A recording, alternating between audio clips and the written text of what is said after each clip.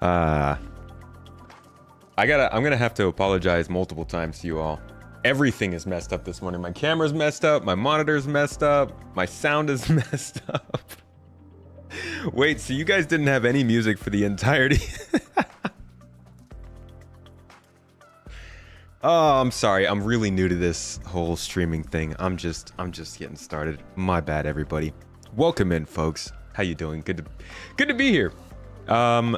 It's clearly it is Monday, as you can see, and the weekend was quite wild. I got a little too hyped. Everything's out of place. Camera's messed up. Sound's messed up. But you know what? We're right back into the fray. We got a lot to think about, friends. You were dancing over nothing. We got a whole bunch to think about over the next couple of weeks and talk about. Deep dives. We thrive. And there's a lot to deep dive from CitizenCon over the weekend. Stuff that I was happy with, stuff that I was not so happy with, stuff that I was overwhelmed, underwhelmed, and just plain old whelmed. And we're going to give it all a go. Today we're starting with Star Citizen 1.0. The plans that they have for it. Everything that Richard, Nate Haddock, and Ian Leyland had to tell us about the plans they have for the future of Star Citizen. And I just want to start by saying, I will split this talk into two parts.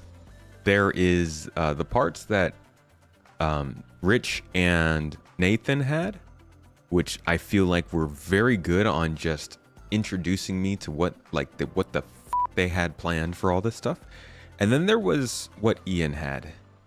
And I gotta say, I love the man. I love Ian. But I feel like they keep on loading him with the stuff that they're like, kind of like, yeah, we're super pumped for this. This is going to be super hype. But not necessarily the stuff that is 100% going to happen the way that they say it is. Because Ian has had to do this before. He's had to do this for underground facilities. He's had to do this for building interiors. And now he's doing it for space stations. And I'm not saying that none of those things are going to happen, but all of those things have been introduced to the game in different ways than they were originally presented. So I fear for him. I don't want them to put him on player space stations and then have player space stations become player rest stop, like modules on public space stations or something in a few years. But we'll get to all that throughout this talk. This is going to be generally a talk about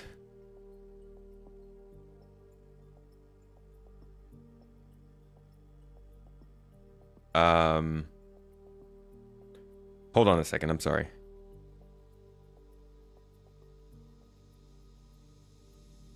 Just gotta answer this question.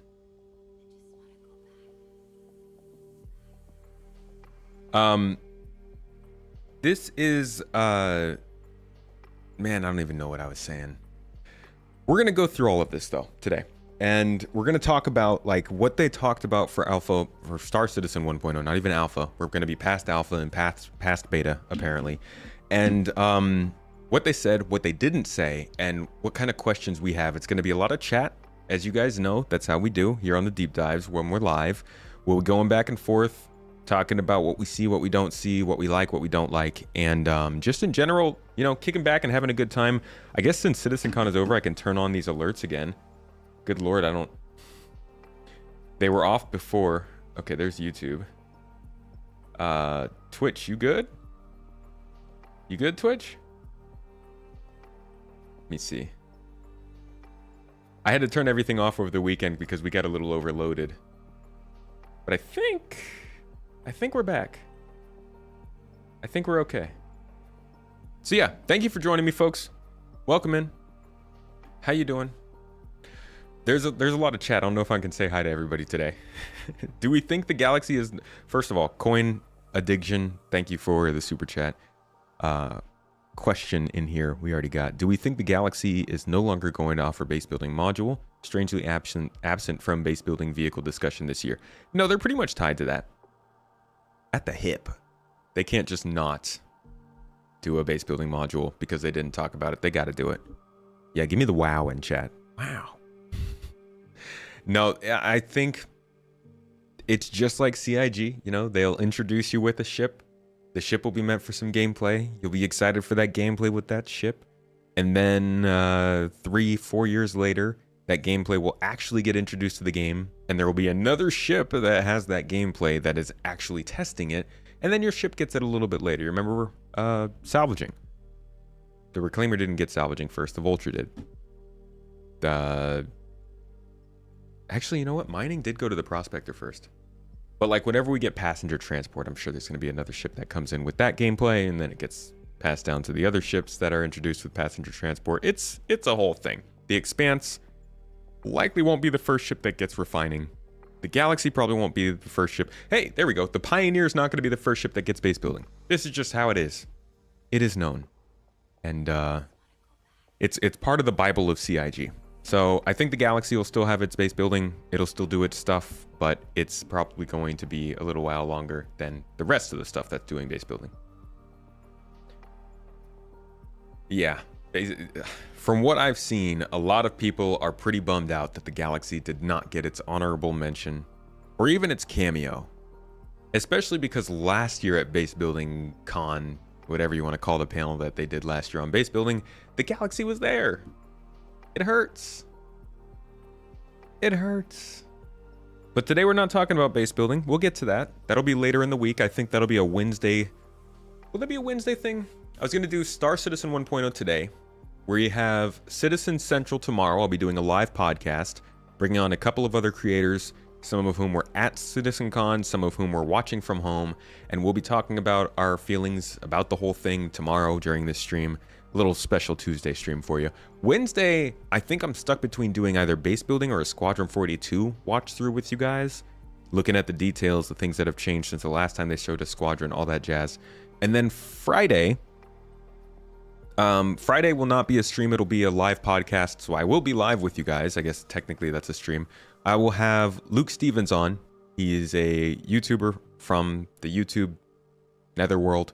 He does generally like general gaming news stuff and talks about a lot of that, but he has shown some interest in Star Citizen, and we've talked a bit and thought it would be an interesting talk between me and him after CitizenCon, so we'll be doing that. And then Saturday we'll probably do some more gameplay. So the deep dives will continue when we go back to the US. That'll be starting next Monday. I'll probably be building the PCs next Monday, so I won't be streaming, but by next Wednesday, hopefully I will be back with you guys, and we will continue with this. Obviously, the hype will have died down a bit. There will be a lot more coverage going on, so it won't necessarily be the same. But I think this is the most important talk for us to get to immediately. Yeah, they give up a lot of things to talk about, that's for sure. A lot of things showed were in gray box. How does that make you feel regarding timeline and how it looks when it comes to the game? We're going to get into that a lot today. There's a whole thing with the white box, gray box, final art, concept, the different stages of development that they do. And the lines are blurring because clearly they're putting in work to make gray box look better than normal gray box looks. And that makes it harder for us to judge where exactly that kind of process is. Like, I know what they mean when they say gray box with a ship. But when it comes to the things that they've shown from the space stations to the base building stuff, it's muddy, the way they're presenting it. So I'm not going to take what they're saying as gray box as any sign of being close to being done, because generally gray box is pretty advanced in the stage. I'm going to take it at face value and assume that it is still pretty heavy in development and probably years away. That's me being safe. That's not me being negative. It's just like setting my expectations in a place where I don't want to get disappointed by getting ahead of myself. I think that there's a lot for us to learn now in February. Unfortunately, that's like 3 months away. But until they can get their own progress tracker out and tell us what's actually coming after 4.0, this CitizenCon did not do a good job, in my opinion, of setting us up for next year. What are you doing, YouTube? Oh, that's Twitch. Don't run an ad, Twitch. We just started. What the heck? Hold on. Twitch is a real nuisance with this ad crap. Let's see. Ad starts in 50 minutes. Okay. So if I run an ad now, will that stop it from starting in 50 minutes? Man. I hate ads. They freaking pay for my meals and I still hate ads. Isn't the progress tracker confirmed for this week? I don't know. What's it? Did they say something about that? Before we jump into things, I'd love to see if that's a thing. That'd be cool. Don't they have pre-production gray box and then production one? They have design brief, concept, white box, gray box, final art, release. So there's like 5 to 7 different phases that they go through for development. That's in terms of ships too. I don't even know past that what they try to do. I'm not seeing any posts specifically about progress tracker. Jake said next week Wednesday in a Discord chat. Ah, we love the old Discord chat, Twitch chat news drops. All right. Well, that's something, I guess. It's not official, but I guess somebody said in some Discord chat at some point somewhere that maybe we will get a progress tracker update, so we will see about that. And there's also a This Week in Star Citizen that'll come out soon that will probably say something about it. What tech blockers are left? Now server meshing is basically done, just need dynamic. Anything else? I would not say that server meshing is technically done. If anything, I would say server meshing is metaphorically done. We have no idea how much progress they've actually made on getting server meshing to run the things they need to run it with. There's a lot of stuff that could happen when it comes to server meshing over the next couple months. I would say let's wait until they get at least a 4.0.1 out to know really what they're doing with that. It has begun. Yeah, there you go. But server meshing as a whole, I think there's a lot more that we need to learn. There's probably a lot more they need to learn. They're working on... Here's the good thing. It sounds like they're working on steps past 4.0 when it comes to server meshing. So they're making good progress. They're doing good work on that front. We just don't know what exactly that's going to do for the game. We also don't know what goal they want to hit with static. Static server meshing is more expensive than anything else they've ever done, whether it is the old backend that we've been used to and are still running on in live, dynamic server meshing, which is their goal. Static server meshing is expensive because they just got to always run multiple servers per each shard, no matter how many people are there in any one spot. And that's going to rack up the bill pretty quickly. So obviously they want to jump from that to dynamic pretty quickly. And there's probably a whole bunch of Star Citizen lives we could have about that, but we don't know until they talk about it. They didn't say anything at CitizenCon, so they're clearly waiting until 4.0 goes live to give us some more info on that. But you know, it is here, server meshing, and that's a pretty big deal. So I am excited for that. That's like its own train of hype going on. For any of the lovely individuals in chat who watch Snowpiercer, it's like CitizenCon is Snowpiercer over here, and then server meshing is Betty, running solo but still kind of chugging along. And we got 2 things to be excited about, but we're talking about one today. Thank you for the super chat, Cane Hand. Besides server meshing, what other tech blocks are there? I don't know. From what they've said, there's nothing else. There's obviously a lot of graphical optimizations they could make, but in terms of the back end of the tech, persistence, like we could go back. Okay, getting a little distracted here. I promise we won't go too far off the rails. I've got a picture here that I could show you if I can find it. We got a picture here of their tech roadmap. Oh boy, it's somewhere in here. This is awful. It's on 2 different screens. It's Chris.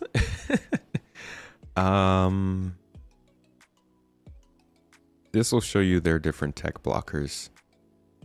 If I can find it. Maybe if I can I search for it? Was I smart enough to name it something?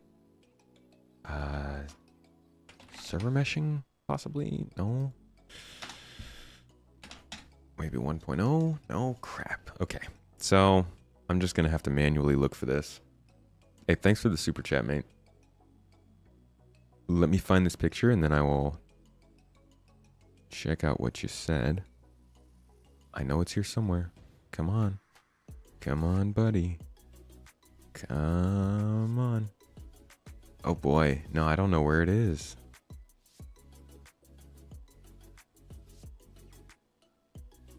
It's up there, Steve. It's up there.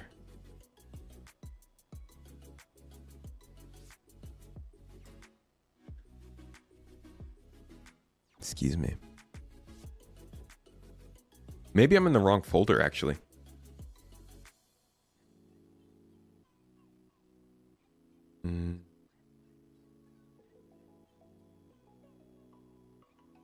There it is. Got you. Okay. Chonky Corgi. I love the name.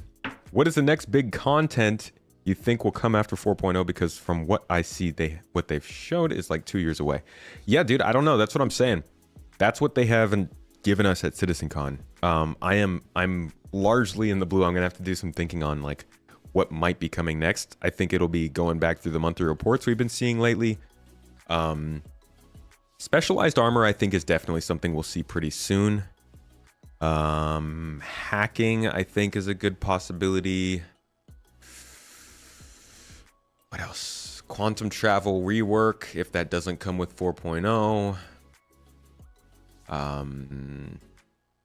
New navigation systems, FPS scanning, and radar. These are all like stuff that's from last CitizenCon that we haven't seen yet. But here is the roadmap to server meshing. And it starts... Man. So it sounds like somebody came to do some housework downstairs, like at 6 o'clock in the evening for some reason. So you might hear some hammering in the background. Sorry about that. So we've got all the way back to 2018. We had server-side client streaming, server-side client-side streaming, OCS. Persistent streaming, which was in 2020. That was when things really started to take off.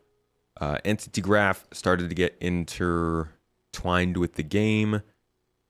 And then persistent streaming came in 3.18 back in 2022. After that, their big goals were the DGS split, server meshing tech preview, which we are currently in right now, and then server meshing MVP 4.0. After that, they had it out to start planning and work on dynamic server meshing and the replication layer v2. What they said for that was the future plans are separating the replication layer into a horizontal scalable service, as well as working on a dynamic DGS mesh that allows DGS nodes to dynamically scale up and down and split simulation into dynamic areas. Basically, what they're saying there is they want to allow for servers to resize themselves based on how many people there are in a specific area. So if there's like 5 people in an area, then that server will stretch and also cover other places. If there's 5 people in Lorville and there's 20 people on the space station, that server will cover Lorville, Hurston, and the space station. If there's 50 people in Lorville and 100 people on the space station, that server will shrink and cover Lorville, and another one will spool up and cover the space station. That's the idea of dynamic server meshing, and that's the next part. But to be honest, from this is what they said in 2022. They had nothing really left to do to get the base layer, the foundation of Star Citizen going, which is why what we're about to see, Star Citizen 1.0, is what they're talking about now, because they're past the technological hurdles. Now they are supposedly on to making the game. Hey, thank you for the super chat. You remember Chris Roberts talking about full persistence. Was it ever confirmed that what we have is full persistence? I think what we have is persistence the best they can do it, at least right now. I think that their idea of full persistence is not as much as they wanted it to be. And I think that is the case for quite a few of the things that they strived for. They are between a rock and a hard place in, do we drag out development and continue to try and do things that are nigh on impossible? Or do we bite the bullet and do the things that maybe are a little bit a step ahead of other things, but not necessarily everything we wanted it to be? And I think they're choosing that latter. Kane Hand asked, and thank you for the super chat as well. They need physics, flight, mass, and elephant in the room. Most gameplay loops. What do they really have besides bare bones mining, salvage, and mercenary? Not much, which is what we're going to talk about today.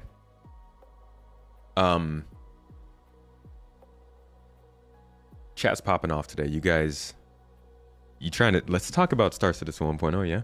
All right. Let me get this started. Okay. So, if we go back in Star Citizen's history, there is a very important moment in their history, and it's called the Road to Release, which probably wasn't the best name for it, but this is 2018 CitizenCon, where, and I said this in my video last week, which a lot of people took problem with. This was their, I think, first CitizenCon where they really started to get it, that they needed to actually give us a game plan that made sense long term, that wasn't just, we're building stuff and it's looking fun and we're having a good time, sandworm. Like, this was a realistic long-term roadmap to an extent of where the game was supposed to go. And that first goal that they set out was server meshing. They had a couple of other things on there. Org tools was on there. It's a big one. But persistence was also there. Object container streaming was there. Buying and renting ships was there. 64-bit precision was there as something they had already gotten. And for some reason, my webpage is not loading. There we go. So let's listen to what he was saying back then as their long-term goal, because I think this leads us into this talk about Star Citizen 1.0. But this is an online live game, and so for us, we don't have a particular viewpoint in terms of, oh, that's it, this is where we finish it, and we don't do any more work. It's like literally, we kind of view, as long as you guys want to live in this universe, every 3 months, we're giving you a build, and here you are, and here's a bit more, and here's a bit more, and here's a bit more. And when we get to the full persistence and server meshing, I think at that point, that's when we're not going to be resetting the servers. It's when it will be an ongoing, living, breathing game. And that, I'm not going to give you a date, but that was on my bingo card. Where's my bingo card? I don't even know. That was on my bingo card, him saying no dates, but he didn't actually do it this time. This sounds eerily similar to what he was saying yesterday, and we'll go back to that too. Also, Serious Fun, good to see you. I like that your name is Pretty Cool Content on YouTube. We really missed out on CitizenCon this year, but we're looking forward to next year. But you can watch. You can watch 6 years ago, yeah. As we develop it, and just watch for that, because us internally, those are what we view as our sort of cornerstones that we need to get to. And yes, there's a lot of other things that we've talked about that we're also working on. But when we get that, we feel like it will be a game like no other. So that is kind of what we, in terms of road to release. But speaking of near-term release, little premature there, I think, Chris, in terms of like that. He called it road to release, and I feel like this was when he should have called it road to release, because that was road to, we're going to build a game now. We're done building the game engine. And I think that's the biggest change that we're seeing with 4.0. It's like 3.0 was them acknowledging that the persistent universe needed a direction. 4.0 feels like them acknowledging that it actually has to be a game and not just like a tech demo that we're playing to test these features. Things we're doing in. So listen to how similar that is to what he was saying yesterday. The past X number of years. And now we thought, you know what we should do, because I think half our sort of initial stuff is from a long time ago that you've seen, and then occasionally we'll talk about things we're doing in inside Star Citizens or SC Lives, but we're like, okay, let's tell everyone the marker. This is what it is, Star Citizen 1.0. When we hit this, this is what we consider we're ready to go wide. Everybody in the world can get in, play it, whether you're hardcore or casual, have fun, play in the verse, interact, have a great time. And so, see, like, it's largely similar. A bit more, and here's a bit more, and here's a bit more. And when we get to the full persistence and server meshing, I think at that point, that's when we're not going to be resetting the servers. It's when it will be an ongoing, living, breathing game. And that, I'm not going to give you a date, but... He didn't say that yesterday. But you can watch on our roadmap as we develop it. And just watch for that, because us internally... It's actually really funny that he said that exact phrase, you can watch on our roadmap, because then they had that whole thing about roadmap watchers, like I think it was 2 years after this when they kind of scaled back the roadmap. Those are what we view as our sort of cornerstones that we need to get to. And yes, there's a lot of other things that we've talked about that we're also working on, but when we get that, we feel like it will be a game like no other. So okay, so going to yesterday. So that is what we're going to tell you today, is what we consider Star Citizen 1.0. That doesn't mean, as I said, that we'll stop at that point. We'll continue to grow and build and add things. So I swear to God, that's almost word for word what he said before. Shit, and we don't do any more work. It's like literally we kind of view, as long as you guys want to live in this universe, every 3 months we're giving you a build, and here you are, and here's a bit more, and here's a bit more, and here's a bit more. And when we get to the full persistence and server meshing, I think at that point, that's when we're not going to be resetting the servers. It's when it will be an ongoing, living, breathing game. Fishing is not on Star Citizen 1.0's list, but I'm pretty It did get a lot bigger, you're right about that. I know, but I'm pretty sure it will be not that long after 1.0.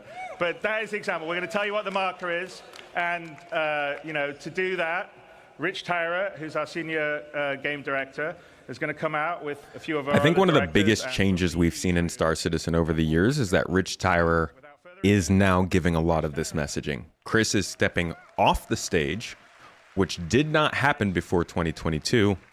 And Rich is now coming on to talk about, here's what I want to do to release something that you guys can actually play. And we saw that really start a lot in 2022, and it's continued since then. Now, I've been at Cloud Imperium for many years, and I've read many, many Spectrum and Reddit posts. And one consistent question I always... The giveaway has ended. Mrs. Tomato's probably going to remove that here in a little bit, so don't worry about putting the points in for that. I will actually, we'll get the winners for that, and I'll go ahead and announce them during this stream. Is what type of game is Star Citizen? And I've read many, many answers. It's a PvE game. It's a PvP game. What about non-combat? Ultimately, it's all three. 3 types of players, 1 universe. So how do we connect those players to create a cohesive game and not just a set of features bolted together? Yeah.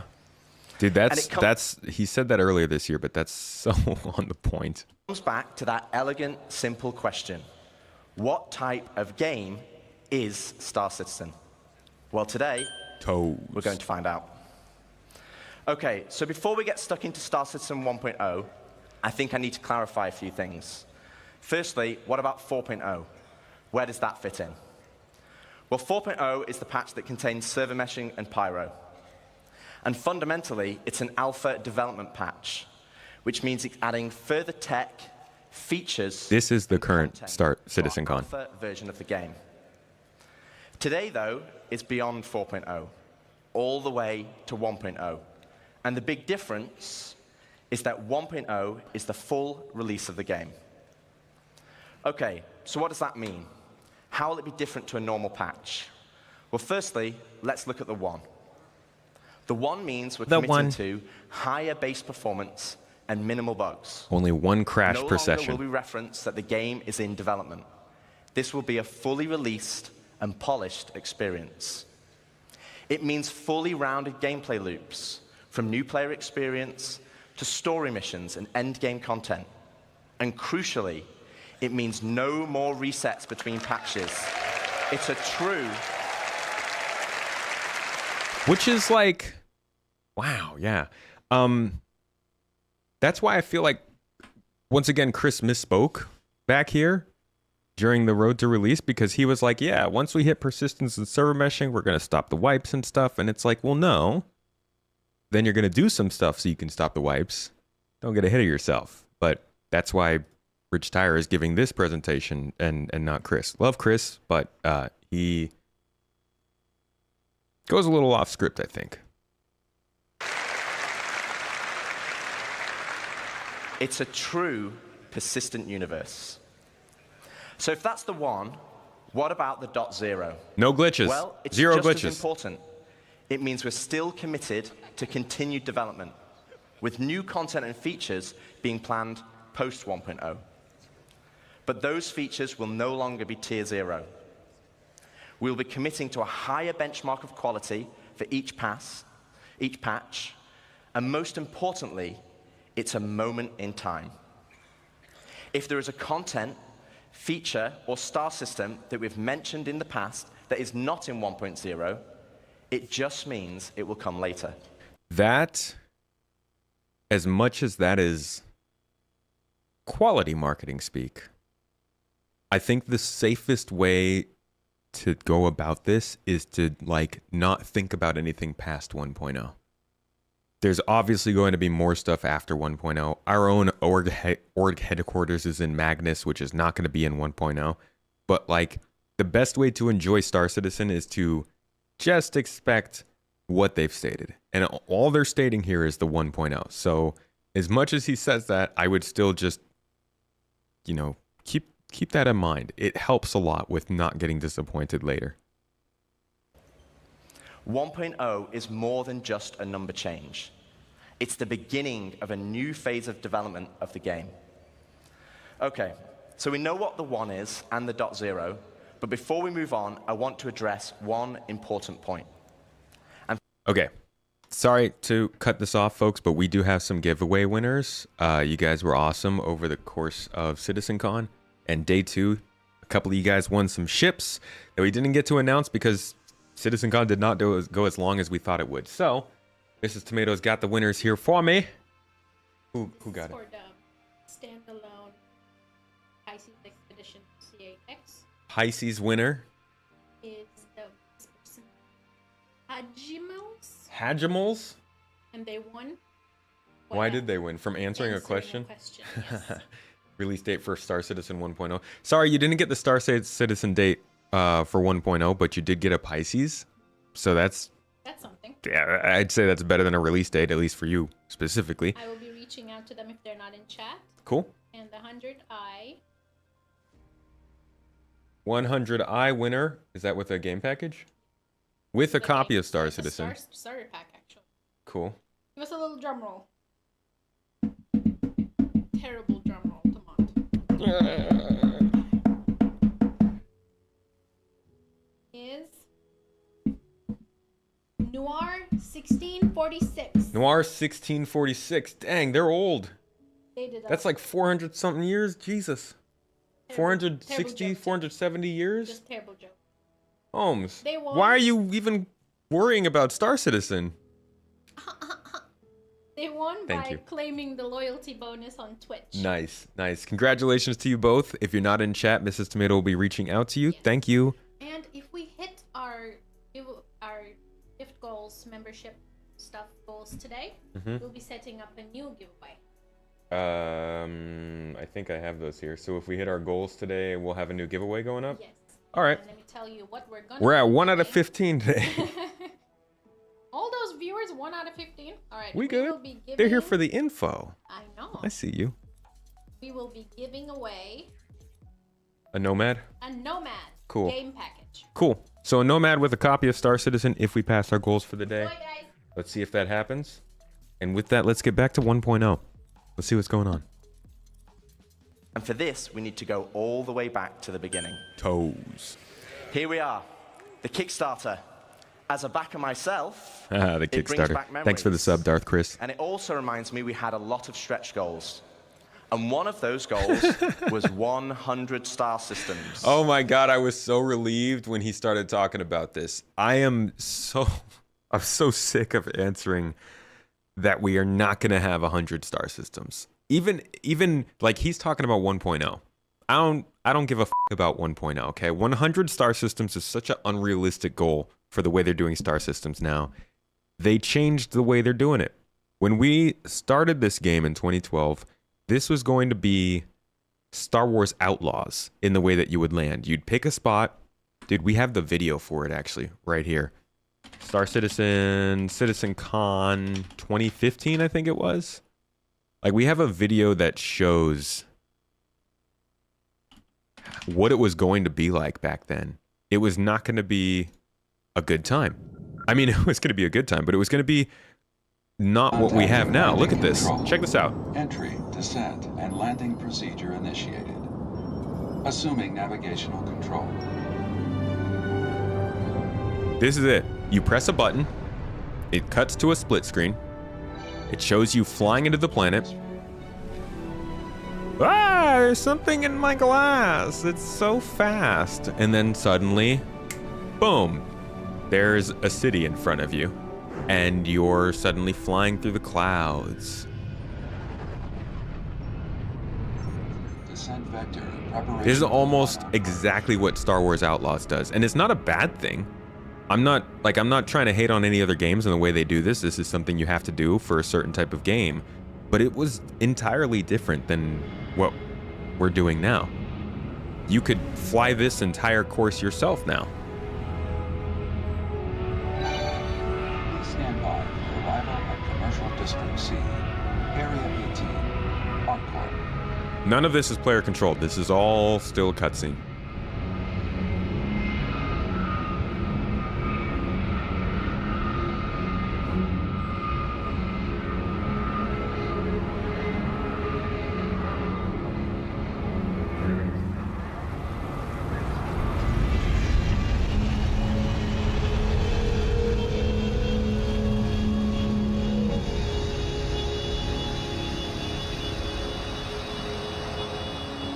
So like a different kind of game, to be sure.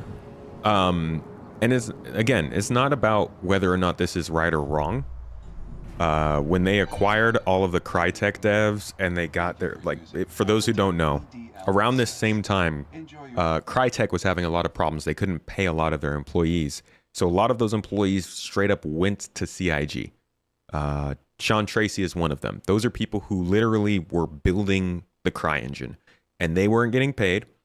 And Chris Roberts was using CryEngine, really liked the stuff, and they said, hey, you know what? You can come over and work for us, and you can get paid. This is why they ended up building their own engine on top of CryEngine. And at that same time, those people were working on procedural Planet Tech. During that whole phase, they got the Planet Tech to work in between this CitizenCon and the next CitizenCon, and they said, hey, let's transform Star Citizen into something that uses procedural planets. Now, obviously, we have the demo that we saw on the first day of CitizenCon, but like that changed the entire scope of what the game was going to be. Biggest feature creep you've ever seen. But honestly, thank God, because I think it's much better for us to be able to freely move around planets. I think that's really opened the game up. It's led to a lot of other features that has extended the development time, and all of that's another conversation. But it was a good change for the game, and clearly when that change happened, there was not the same plans to deliver the same amount of planets, because 100 planets where you just get led on rails to a city is different from 100 planets where you can land anywhere. So I'm glad that he's finally addressed this, but Jesus, I don't know why it took so long. Do I have any concerns with how large space stations and XL building elements are? And there is a but. A couple. We'll get to that, though. The star systems of old are not the star systems of today. They were based on the privateer and freelancer model. They were unexplorable planets with an isolated and small landing zone and had automated landings. And we all know how that went. To give you an idea, is that shade, Rich? Stanford had 4 points of interest, and the entire 100 systems only had 90 POIs. Compare that to Stanton today, and we have 1,626 points of interest. And that is going to be dwarfed once we start using the Starchitect tool you saw yesterday. Starchitect. Freaking stars. I'm never going to look at the word star again. So where does that leave us for 1.0? Well, Hey, Clinton, thank you for the sub, mate. With 100 star systems. 32 months, because the man. game we have today was not just the game that was pitched back then. It's more rich, it's more diverse, and fundamentally, you'll be getting a whole lot more, and I mean a lot more. Okay, so now I've defined what 1.0 is, let's get into the cool stuff. Cool stuff.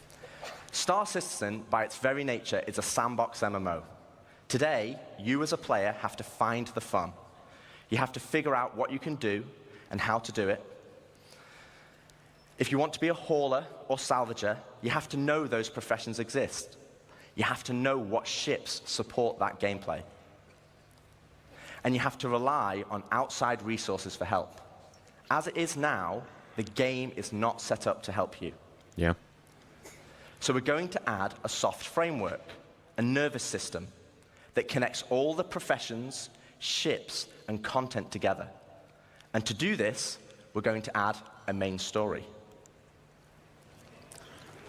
Okay. To help. So I don't play many MMOs. I don't know how main stories generally go. I'm assuming, though, that they won't force you to do all of these professions, but you get to kind of choose which ones you take part in. But I do think it's subtle here, the way that they're marking down that Hurston and Microtech are probably going to be the places where this game starts.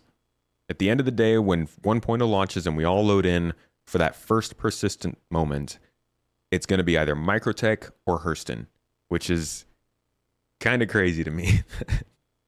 We're starting on Hurston, the just worst freaking place that I can think of in human space. I mean, there's other terrible places, but they literally dump sewage on us. So, interesting highlight there.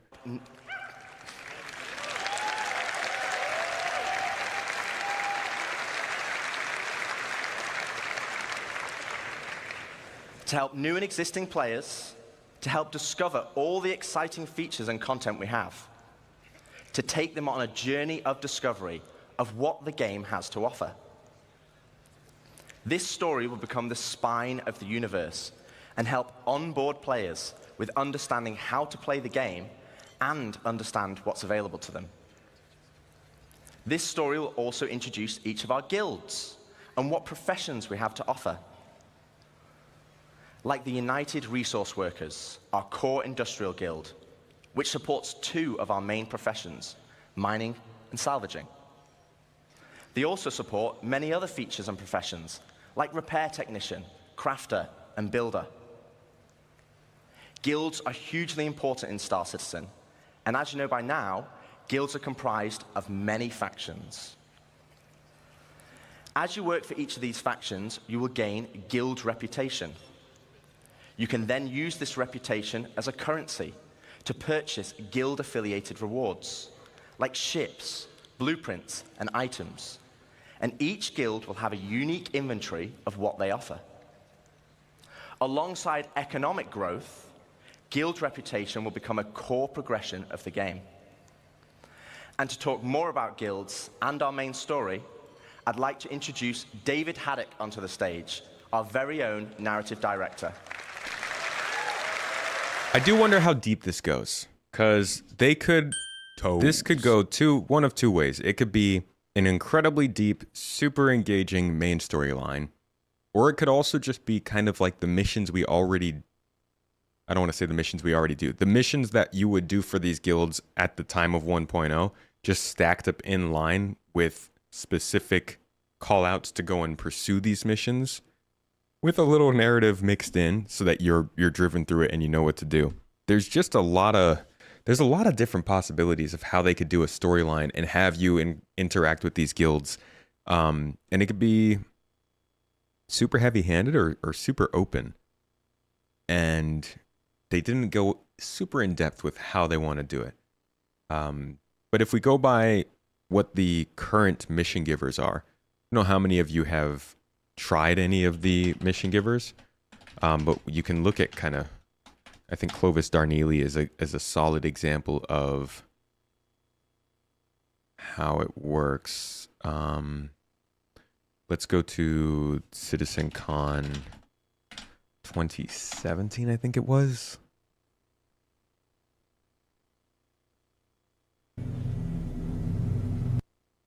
Was it 2017? No, it was 2018.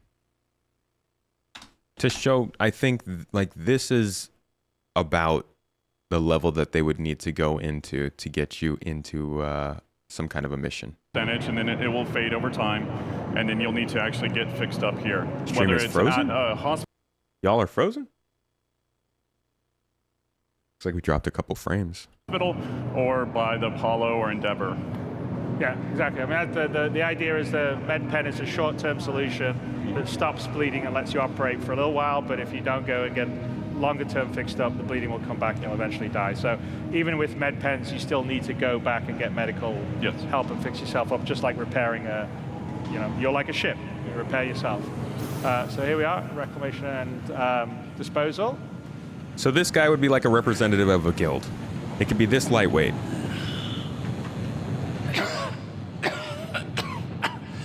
Sounds like Hurston. Apologies. The air is especially dreadful today. Yeah, thank you very much. Mac Johnson, thank you for the 5 community subs Still on Twitch. alive, Appreciate you. I think. Hello, welcome to Reclamation and Disposal. My name is Clovis Darnley. Wonderful to meet you. What can I do for you on this fine day? Well, Get us that old, you gave us that an old invite about style work. Let's ask about that. inner thought That's an there. excellent question. This is in the game still. If you're not You can find this guy. particularly concerned with shades of morality, I may have a lead on some, well, let's just call it questionable materials in need of forceful collection. No problem, The officer. devil's in the details, I believe. Read them well. Baston's giving away a pair of socks. Okay, there's a satellite that's fallen from orbit and it has a prototype blade in it we want to Interested? check out. Yeah, let's do it. Wonderful. Best of luck. I'm missing? Okay. I'm not hearing Twitch exclamation point enter, guys, in chat. In Twitch chat specifically. Mission, I guess. Yeah. Sure, we got it. Oh, we're going to do a comm call. All right. We're going to ask one of our friends. Okay. Fingers crossed. Yes. Definitely. Hey, man. There he is. Uh-oh. Hand's a bit weird. Oh. We all have friends who call us like this. How's it going? Oh my god. Just chilling here in Largo, waiting for the spread that check out one of their new ships. Nice, man. Hey, look, I just got this mission. Apparently, I need to go out to some location. This is why they stopped doing Potential keynotes. salvage. If you want to. All right. I think we got enough of that. So that is kind of the idea that I think they could do if they just wanted to have like representatives of the guild in certain places that then point you towards like a to-do list or a list of tasks that you need to do for that guild and then turn them in and you get some rep. It's like light dressing. It's not like a full narrative thing with cinematics and all that kind of stuff. And I think that's doable for 1.0. If they're doing that for every guild, it actually makes more sense for them to do it that way if they want to get something like this done in the next 3 years. Congratulations to Cahill. Looks like you won yourself some socks, mate. Good for you.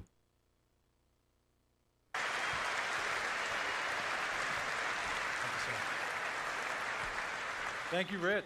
Hello, CitizenCon. How's it going? So this is the dude who's had a lot of hand in writing Squadron It's too. very exciting, and it's going to provide us probably our first real opportunity to finally inject a massive amount of narrative into the game. But we're looking to do that in several of ways. Now, Rich introduced the main story, so let's get into it. What exactly is that? First, it's a narrative experience. This will be a crafted story through the star systems and professions of the Star Citizen universe, taking players on an exciting adventure that will finally kick off the growing tension between Earth and Terra. That's probably the most interesting part, that they are leaning into the whole political spectrum in the UEE and pitting Terra versus Earth.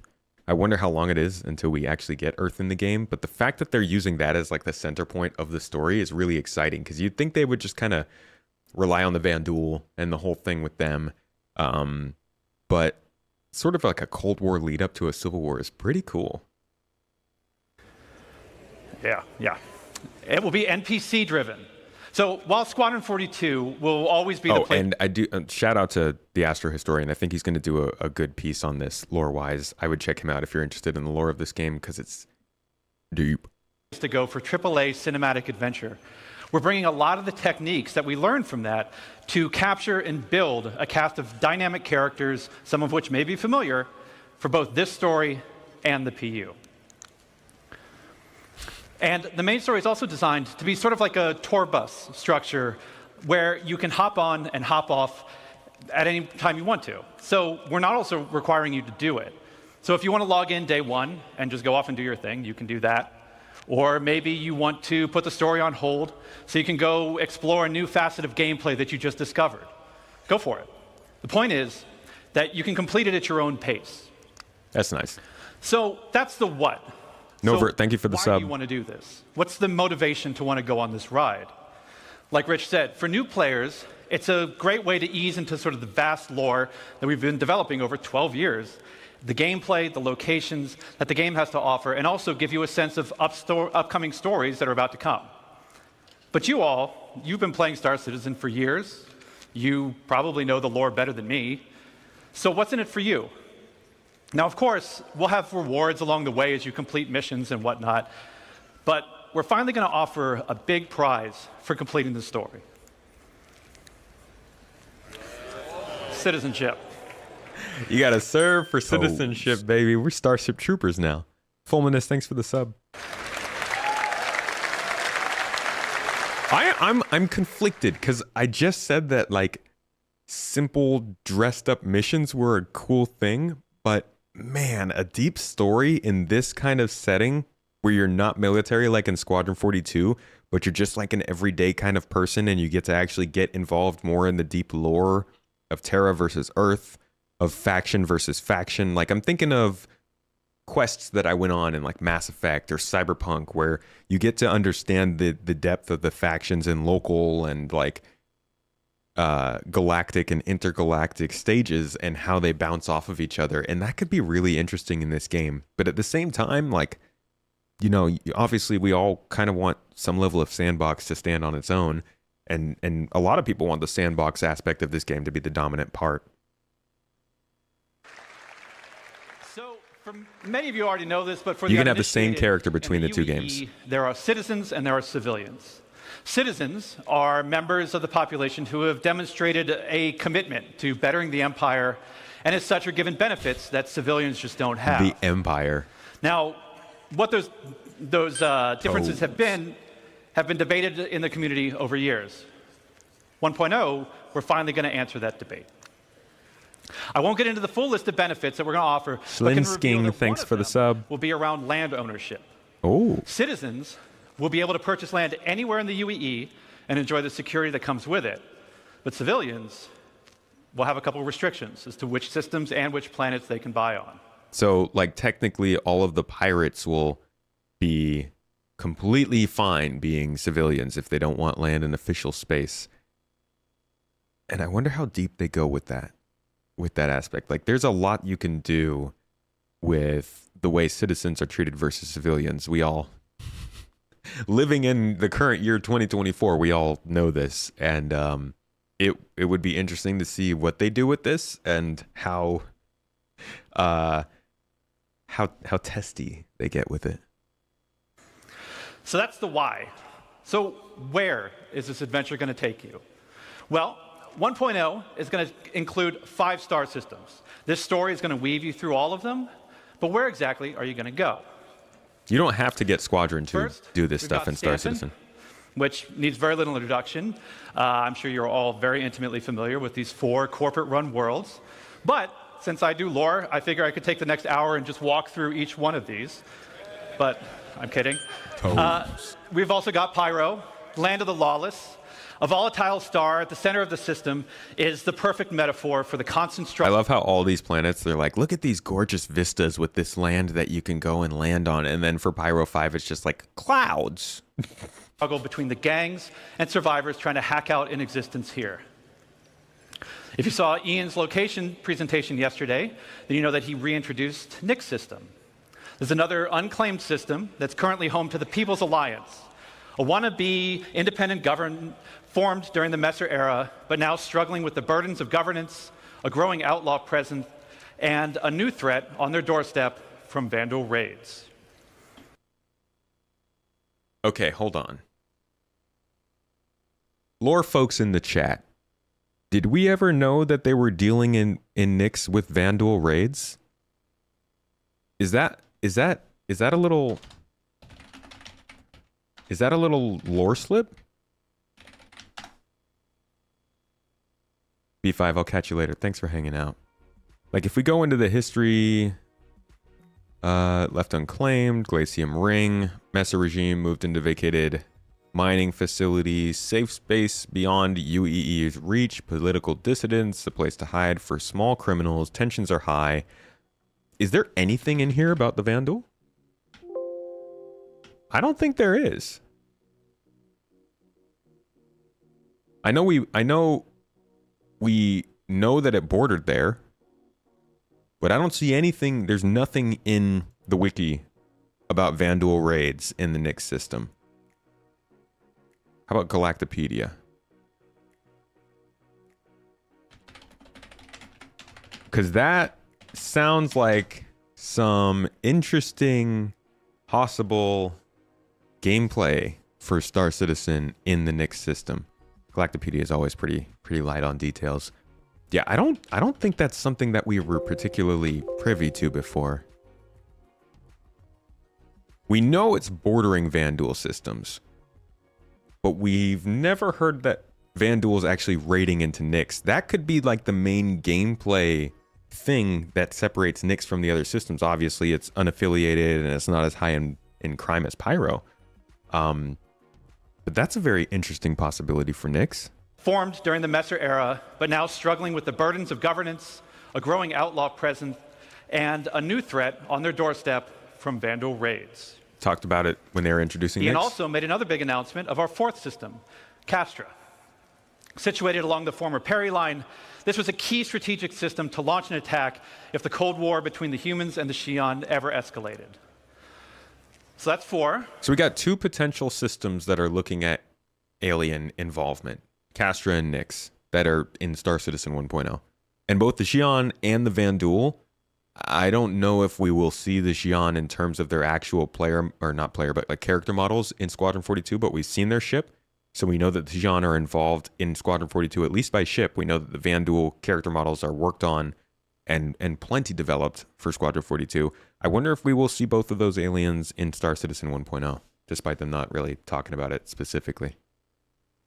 Do you guys want to know 5?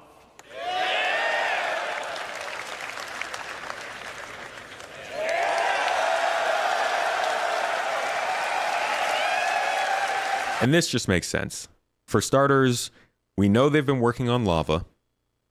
I couldn't tell you the exact episode where they mentioned it, but lava is coming from their river simulations they've been working on. We know they've been working on swamps and forests and jungles, which is very much a thing on the Terra homeworld, Terra Prime, or I guess the planet's called Terra, the city's called Prime. And then Jen is beautiful. This whole freaking, God, the Terra system. I'm excited for this one, but this one's a long ways away. Rycops, thank you for the super chat on YouTube, man. Yeah.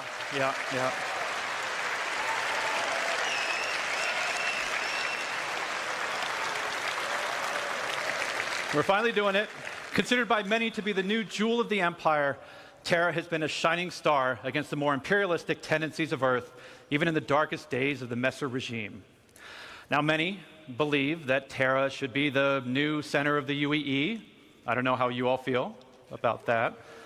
Yeah, a lot of division. But that's our starting 5.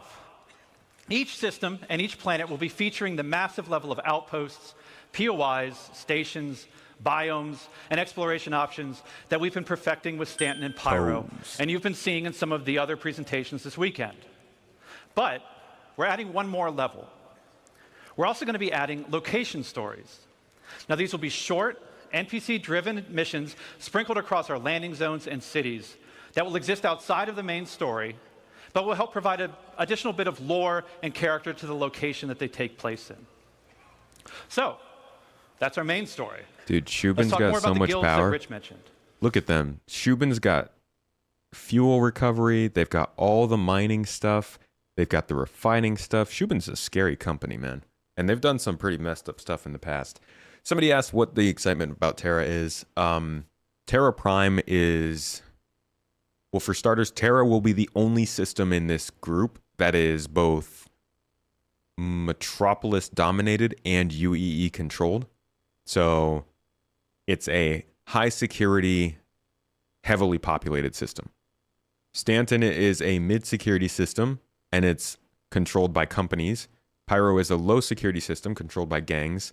Nyx is a low-security system controlled by an unaffiliated group. Castra is a high-security system, but it's pretty lightly populated. Terra is the center of humanity, and it will offer a absolute load of activities, of factions, of places to visit, of things to do.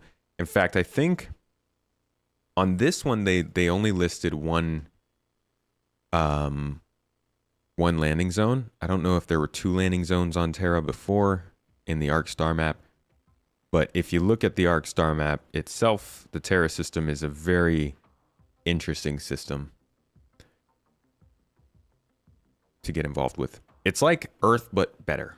And there's a lot of people who are also, yeah, there we go. Earth is the center of humanity. So there's a disagreement between both people in the game and people outside of the game as to where humanity is centered around. But if you look at humanity and the way it's spread out across the verse, you have Earth over here, then you have a pretty long trade lane that goes between Earth all the way to Terra, which is over here.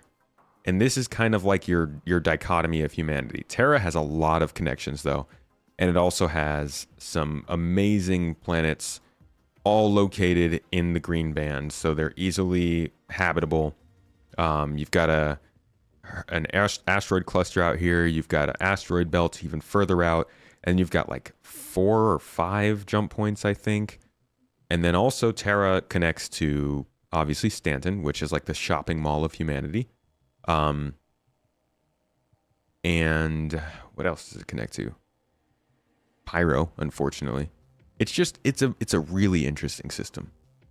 Much more interesting than anything we've seen so far, as you could see from like the pictures they were using there. Rogue Ice, thank you for the sub as well on Twitch. First, a quick recap. Guilds act as a governing body for clusters of professions and factions with a reputation and progression system that will offer rewards the more you work for them. And I want to call out 2 things. One, I'm not going to have time to dive into all of the missions that you're going to see on this board, but just know that every mission type is either in the 1.0 roadmap or already in production. And second, we're also looking to move missions away from the Moby Glass whenever possible.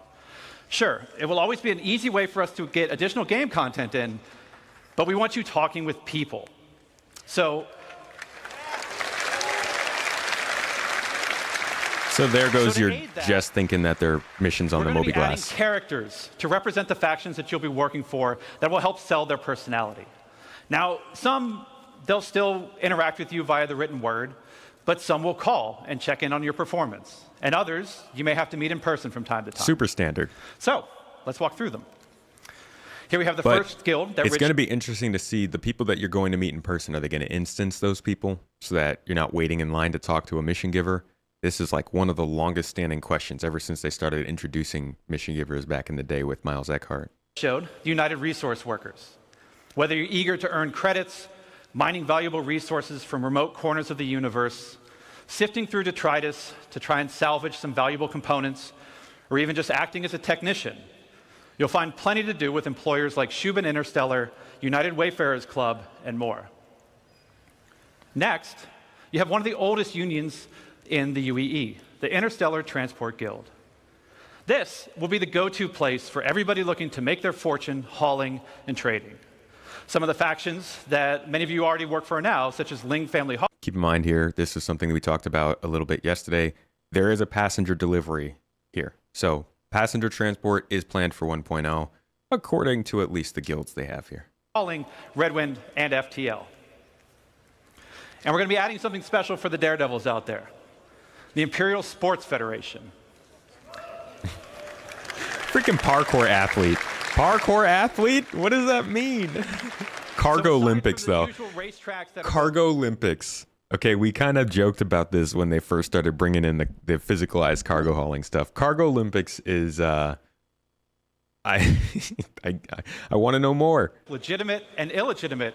We're actually going to be leveraging some of our existing mechanics to build new sports and provide an outlet for all you Murray Cup enthusiasts, cargo Olympians. No, they did not give a date to this. Competitors to see just who's the best out there. But honestly, would you believe it if they did? For those who dream of exploring, I'm sure we have a couple here.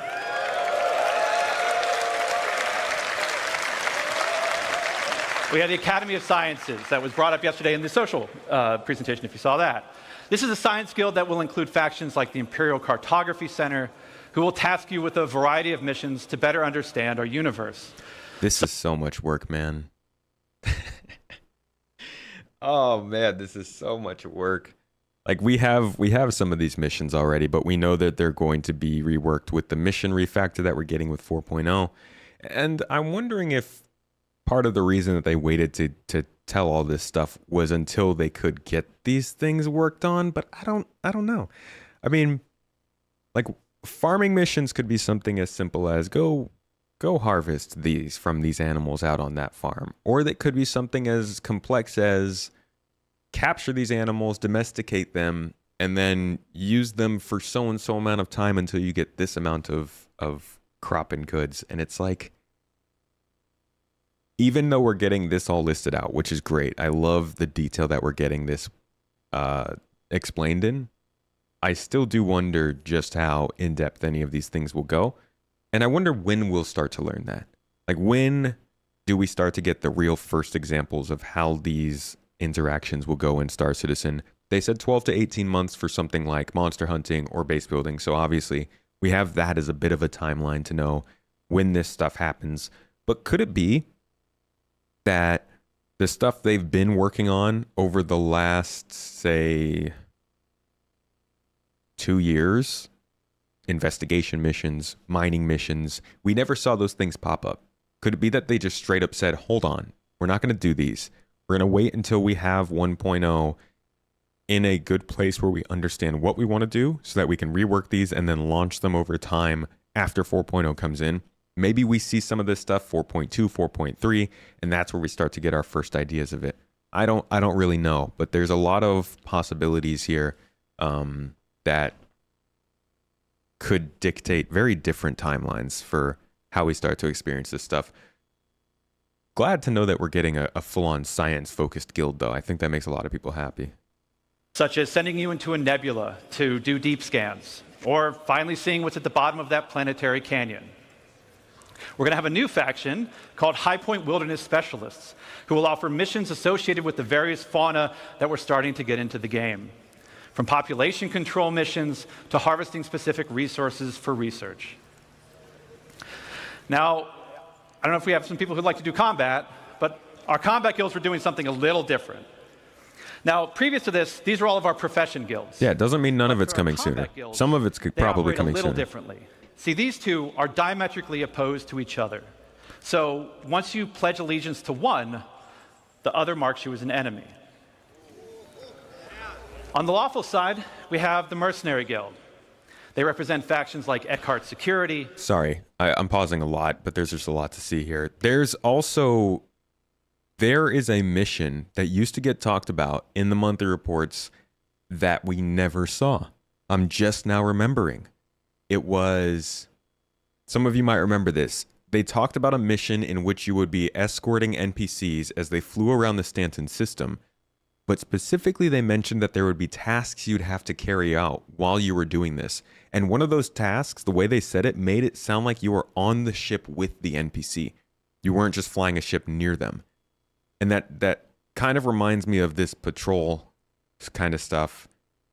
And I wonder, again, there's another set of missions that they talked about, but then they didn't put out, and they might have just held on to until they could refactor all the missions and then drop them in within the first 4 or 5 updates after 4.0 on a system that actually works with the stuff that they did. I'm going to have to go back and try and find that stuff because I don't remember where it is. The Bounty Hunters Guild, and even some military contractors. So whether you're pulling together a team of specialists to go assault a ground base, hunting down an elusive criminal, or putting together a recon run to drum up some intel, Mercenary Guild's got you covered. Scanning area and location mapping is interesting. We have the Council. Now, this is a shadowy group comprised of representatives from various gangs, syndicates, and outlaws who mandate criminal activity throughout the verse. Data running would be kind of integrated into this, I think, in the Science Guild mostly. Or work your way up to join highline criminal syndicates like the Atonis or the Drop Kings. But remember, the underworld is a dangerous place run by greed and power. So Mercenary Guild reps might not be the only people you have to worry about, as the syndicates are always looking for loyal soldiers who will hurt their competition and tip the scales of power in their favor. So as you can see, there's going to be a universe of exciting storytelling opportunities for you to undertake in 1.0. But one more thing, we're also going to revitalize our social behaviors. I think a solo PvP player would be here, in this area. Arguably, you wouldn't experience as much PvP here, but you would probably experience it more as you get into the sandbox gameplay. I think this stuff is mostly PvE, but it does lead into that kind of gameplay. As you're learning the trade, you're getting more of the guilds that might support that kind of gameplay. The syndicates are going to be a universe of exciting storytelling opportunities for you to undertake in 1.0. But one more thing, we're also going to revitalize our social behaviors to make the populations not only feel more alive and reactive and off chairs, but better reflect the tone and flavor of the areas that they're inhabiting. We want to see the people of Loreville slowly trudging through the streets, overburdened by the ruthless contracts, just as much as we want to see the tourists of Orison gleefully moving from attraction to attraction. And all of this is what's going to make Star Citizen be the experience we set out to make. A diverse universe with a rich tapestry of stories, characters, and experiences for you to live in. To talk more about how all this feeds back into player progression, I'm going to turn it back over to Rich Tyre. So something that's not really talked about here is what they talked about the day before in the Municipal Works and ArcCorp.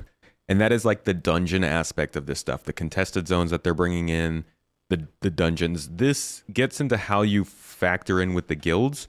But in terms of these locations that they're seemingly making that are instanced and offering different types of gameplay in like bite-sized packages, there's not a ton of talk about how that fits into this. And I think that's the kind of stuff that maybe you're looking for as a solo PvP person, but generally as solo players, those kind of instanced areas and contested zones would be important.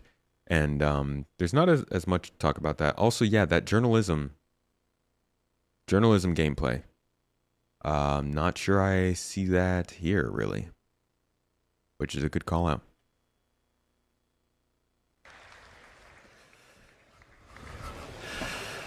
Thanks, Dave. Okay, so we have a main story to connect the universe. We have all the guilds and their associated professions, and we have location stories to give the world depth and life. Crucially, though, we have a new core progression in the game, guild reputation. But what about our other core progression in the game? The economy. So As we've discussed before, we'll be implementing a star sim-powered dynamic economy that will automatically adjust the in-game prices based on player activity.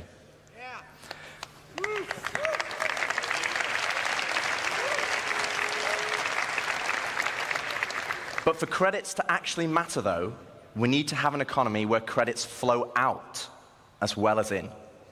This means transactions such as repairing, refueling, and restocking need to have value. If everything is too cheap and the money coming into the economy is too great, we'll have massive inflation. So this is where I think we miss a little bit of what they've described for their economy before. All of a sudden they started stockpiling. This is like a ton of detail, right? And maybe they don't need to go into this much detail. But there's, oh no, this isn't even what I want. I want quantum quasar. Here we go. So this starts talking about stuff like virtual AI, right? Bringing back to Tony. First, a quick review.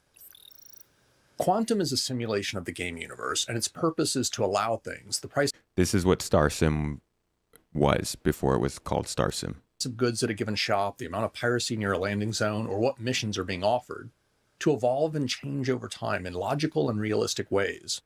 It does this by simulating hundreds of thousands of lightweight NPCs called quanta, whose AI logic is focused on just those aspects needed to produce the required information. It's also why the simulation was called quantum and not quanta. But that's a nitpick. Upon a small list of attributes, each quanta makes its own decisions using the same resources, shops, and jobs as players. The simulation will need to calculate many millions of decisions per minute, and thus the AI behavior of quanta is focused on the most economically impactful details, which lets quantum focus all of its processing power on just those things that truly matter. Every quanta possesses its own unique set of attributes that influence how well it performs and how it perceives opportunities. The initial implementation of attributes will have two main categories, proficiencies and traits. Proficiencies act like a multiplier on how well quanta perform a given task. Different jobs will require different proficiencies, and higher proficiencies will equate to superior execution. Traits describe what kind of jobs a quanta prefers to do by modifying their perceived value of the job. Each job will have a specific alignment, and when a quanta's traits match up with the job's alignment, they will perceive the payout of that job to be higher. To illustrate the concept, let's take two jobs on either end of the aggression scale and suppose, for now, that they pay out the same. Now, let's create a quanta with an average aggression rating. This quanta is no closer to the aggression alignment of factory worker than they are to security, so it's no surprise that for this quanta, the payout for both jobs looks the same. However, as we decrease the aggression rating of this quanta, we can see that the perceived amount of money for both jobs changes. Again, the actual pay hasn't changed at all, only the perceived value from that quanta's point of view. It's still possible for the quanta to choose security, but in this case, security would need to pay 4 times as much. If we change this quanta's aggression trait to be very high, the opposite happens. Now, the aggressive security job looks like it pays much more, and the peaceful factory worker jobs appear to pay much less. So this is all about basically how do NPCs act in the game while we're all doing our own thing? Are they like, why would certain types of jobs cycle through faster than others? If you were doing a simple patrol mission versus a target and kill this NPC mission, would the patrol mission stick around longer than the target the NPC mission? And in what locations would that be true for? Would it be the same in Terra as it is in Hurston or in Stanton? Same in Prime as it is in Lorville? That kind of thing. And this is all super interesting. It's a ton of detail that I understand they couldn't get into when they're down there in the doing a Star Citizen 1.0 talk about everything there is. But I do wonder how much of this still sticks in Star Sim, because we haven't really had any sort of confirmation on this since 2021. Different product nodes, and you can see all of the economic relationships for those items laid out on the graph. The graph allows us to switch between several key flows, like the volume of goods, the flow of UEC, and even the value density of specific routes in the universe. The nodes are ordered by greatest to least economic activity, and changes over time will reorder them. We can thus detect important shifts in the economy simply by observing how the nodes adjust their position. This tool can inspect both real-time and historical data, so we can step back in time and see the progression of factors that caused a problem to develop and what could be done to remedy it.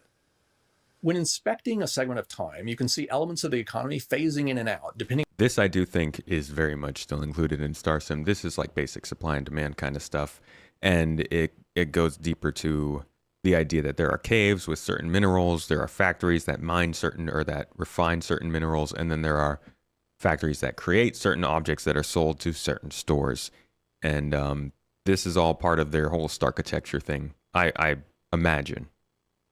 But I also wonder how this factors into base building when you start having player-made factories and player-made refineries and stuff. Tony is still at CIG, yes. I had some folks in our community ran into him back in May, and they talked to him, and he said he was still working there. He was still doing his own stuff. He had passed some stuff on to the more dedicated economy team, but he was still busy at CIG. Yeah. Whether or not they were relevant during that period. Often we'll want to dig into a particular material. I don't think that they did iterate that nothing has changed but the name. The only thing that they really reiterated here is that StarSim is a dynamic economy. But do we know if virtual AI is still a thing? Do we know if AI will still become mission givers naturally from becoming a point of conflict in the verse? Creation of a freighter, which itself becomes a VNPC so that it can react to what's happening via its own virtual AI. Dragon now engages the freighter. He starts firing on it. He's still within range of an active comm array, and thus this latest crime is added to his character history. He's now wanted for both murder and piracy, and the bounty on him just jumped from 6 to 10,000 UEC. Increasing the size of their rap sheet and the price on their head is one of the simplest forms of VNPC evolution, and over time we'll look to add additional ways for VNPCs to grow and increase their influence, from recruiting followers in an attempt to become a shipping magnate or a crime boss to offering their own missions. That's an amazing thing, in my opinion. The idea that an NPC can eventually become dangerous or infamous enough naturally to become a mission giver that assigns missions to others is an incredible it's an incredible aspect to have for your NPCs in the game, and I don't think that they've reiterated that clearly enough, if that's still a thing or if they're going a different direction with that. What they have definitely made clear though is that these probability volumes will still be a thing, and I think that's a big part of this system. The amount of security, you'll get less piracy and vice versa. Security tends to congregate closer to the landing facilities and dissipate as you get farther out, and thus piracy tends to gradually increase with distance. The likelihood of an encounter is represented by the height of the curve at that distance. Notice that the chances of running into a freighter, the green curve, is pretty much constant because once a ship has decided to make the journey to or from Port Olisar, it's committed. They've already decided whether or not the risk is worth the reward of traveling the full route. I'm now going to activate the lockdown phase of this event, which is going to crank up the amount of piracy in the selected area and overwhelm security. The red curve, piracy, now has a much larger average height, equating to an increased encounter probability, and because pirates now greatly outnumber security, the curve pushes in much closer to the landing zone. The criminals are emboldened because there's no longer sufficient security to deter them. This is what happens during the blockade runner event, kind of. The blue curve, security, looks identical, although Quantum will, over time, start adjusting the economic levers to gradually increase the amount of security to combat the threat by offering greater rewards. Increased piracy has had an immediate impact, though, on freighter traffic, which has dropped precipitously. This means that the local economy will start to seize up. They won't be able to import food, medicine, fuel, or whatever else they need, and they won't be able to export whatever goods and services they produce. All of these knock-on effects are only possible because designers will now be able to nudge the economic gears in proper systemic fashion. Let's test one of these knock-on effects. So yeah, mission probability volumes, that's always been a thing, and they've been testing it and they've worked on it. But as far as the economy goes, StarSim goes. Dynamic economy. As we've discussed before, we'll be implementing a StarSim-powered dynamic economy that will automatically adjust the in-game prices based on player activity. They didn't say anything about missions here, so I don't know where you're getting that idea. It does talk about dynamic pricing, which is amazing. Thank God we're getting that. But in terms of mission availability, who's giving missions, how those missions are being assigned, whether NPCs are continuing to be virtual when they're not subsumptive, whether they are maintaining a memory that keeps in mind which players they've run into, that kind of stuff, that's sort of skipped over here. And I'm not saying that's terrible, not saying the sky is falling, but I am noticing that they don't mention that, and I do wonder if they will get back to that, or if that's just kind of something they're going to be like, hey, it's happening, don't worry about it. Just, trust it. Blockade Runner's pretty fun. I have a good time with it. But for credits to actually matter, though, we need to have an economy where credits flow out as well as in. This means transactions such as repairing, refueling, and restocking need to have value. If everything is too cheap and the money coming into the economy is too great, we'll have massive inflation. And this is where taxes and insurance come in. We need this. We need this talk so badly. Luna Maria, how's it going?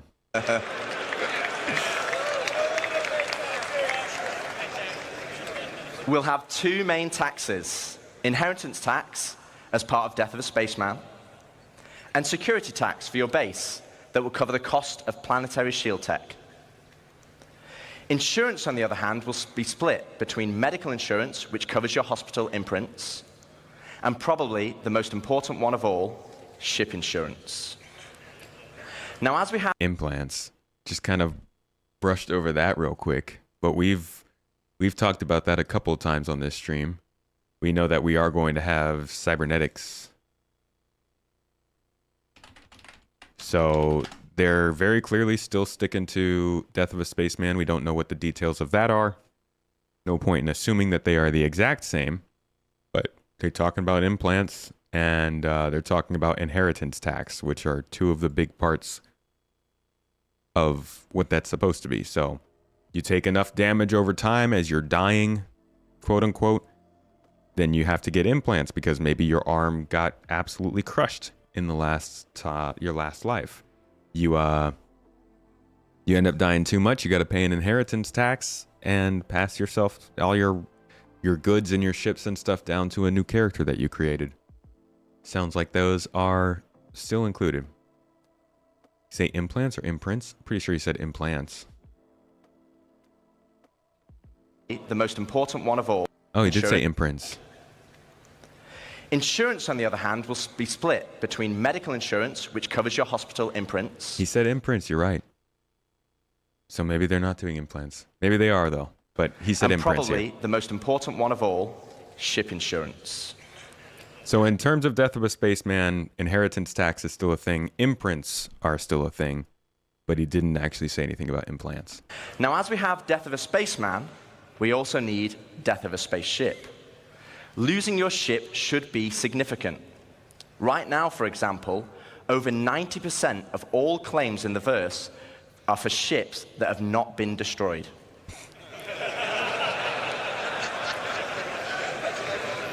And this is where ship insurance and our new warranty mechanic comes in.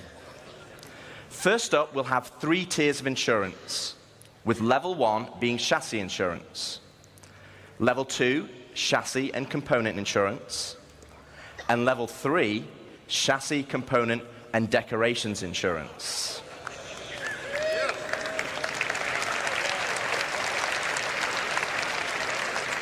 This is such an important topic. Now, insurance by itself will only pay out credits based on the wear and age of your ship. Insurance, I think you want to listen to this bit because it's important. Insurance with a warranty, though, will give you back a new ship, plus any other equipment or decorations based on the tier of insurance you had. Okay, so this is the bit you need to listen to. All ships bought on the pledge store will come with a permanent warranty and their appropriate insurance. See, that's them basically saying you can lose your ship, right? Your insurance only pays out credits, so you do not get the ship back if you lose it and make an insurance claim. You have to also have a warranty on your ship. But if you bought your ship with real money, then you automatically always have a warranty. So this is the way of them saying, if you bought a ship with real money, it will always be able to be gotten back. Granted, we don't know how long it will take to get it back and all those kinds of details, but you will always be able to get it back. If you buy a ship in-game and you do not get a warranty on it, then you can lose your ship. It's like the fly without rebuy from Elite Dangerous, right? You want to make sure that you have enough money or you have enough service to cover the ship that you are flying, because there is a chance in this game that you can lose everything you have on you if you're not insuring it or getting a warranty on it. And I think that's pretty important. That's kind of how they've always laid the game out. And then we'll get on to the whole LTI thing. It's honestly, it's a little pay to play, but I also think it's kind of legal. Like, I'm pretty sure if they were able to remove a ship that somebody paid real money for, they'd be in a lot more legal trouble than anything else. So it's kind of a no-brainer to make sure that people who have paid real money for stuff can always keep that stuff. Now, insurance by itself will only pay out credits based on the wear and age of your ship. Insurance, I think you want to listen to this bit because it's important. Insurance with a warranty, though, will give you back a new ship, plus any other equipment or decorations based on the tier of insurance you have. Yeah, you'll be able to get warranties in game. So this is the bit you need to listen to. That'd be crazy. All ships bought on the pledge store will come with a permanent warranty and their appropriate insurance.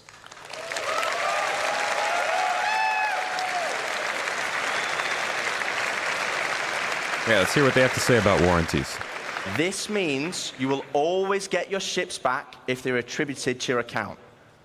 Other ships, on the other hand, will require a transferable warranty, and these are rare. Okay. So then, if transferable warranties are rare, that means that ships bought in-game are less likely to always be around when you use them.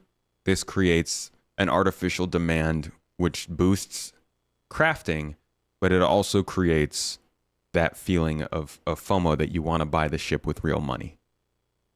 Hand will require a transferable warranty, and these are rare. You'll be able to earn transferable warranties in-game, such as by completing the main story, as an example, and apply them to any of the ships you own. But there will be a cooldown for transferring it between ships, so choose wisely. Okay, I see. So transferable in the sense that you can apply it to different ships as you want. You can say, have a main ship that you fly for a year, and then when you're done with that ship, you want a different one, you want a new ship that's your daily driver, you can move that warranty to a different ship. It's not always applied permanently, which is nice, but still the fact that it's rare and the only way they've mentioned being able to earn it so far is by completing the story, I guess that also creates a pretty big in-game reward for certain things. Cooldown for transferring it between ships, so choose wisely. Now, what about claim timers? It's another fun topic. And getting your ship back without a claim. Well, we want claim timers to be proportional to the crafting timers. This means it's more beneficial for you to go back and get your original ship. For this, we're going to be introducing a shuttle ship, just like a courtesy car. Guessing that's just an AI flown ship that takes you back to wherever it is you lost the ship. So you'll always have some kind of a beacon on that ship, I guess. I wonder how that works when you're like in a fleet battle and your ship just practically gets ripped in half. How much do you have to do to bring that ship back to life? But this also factors into the fact that after 4.0, you won't be seeing ships just blow up. They will now start to take damage and be disabled as opposed to just completely ripped apart and annihilated. Yeah, one of the things they announced today is a main story they're working on. Or yesterday. You'll be able to claim the shuttle at no extra cost to most locations and then fly it back to your original ship. Once back in your ship, the shuttle will automatically return home. Oh boy, thanks for the sub.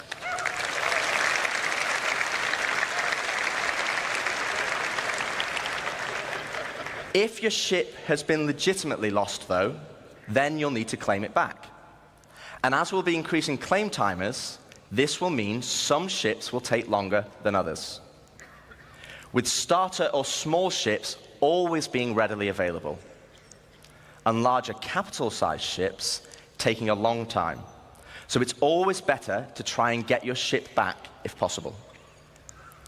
Okay, so we've talked about our 2 core progressions. Escape it, thank you for the super chat, custom colors and decals. We'll see how far they go with it. It means we have a framework where we can start creating cyclical gameplay loops. But what are they? Let me show you. Okay, so right now in live, if you have a prospector, you probably enjoy mining. And the reward for mining is credits and the enjoyment of the activity. But in 1.0, you might be mining for a whole different reason. And this is where cyclical gameplay loops come in. Firstly, let's add all the manufacturers and ships in. I'll just give you a moment to take that in, because there's a lot. I actually had to ask them to take the variants out, because it didn't fit on this slide. Who has the most ships? I feel like it's Anvil. There's a lot of, I mean, this isn't even just ships, this is vehicles. There's a lot of vehicles from Anvil. Drake has a bunch too, though. Aegis also has a bunch. I think Drake, Aegis, Anvil, and RSI tend to have the most vehicles. And that's kind of always been the way it is, too. I remember they worked on a lot of Aegis ships pretty early on, up until like 2018, 2019. Yeah, CNOU has not very many ships. Technically, in lore, CNOU is only like 60 years old, 70 years old. So, I mean, if you go by that, then it makes sense. But I think people want to see more ships from them, definitely. To ask them to take the variants out because it didn't fit on this slide. And let's zoom all the way into the prospector, a stalwart of the mining community.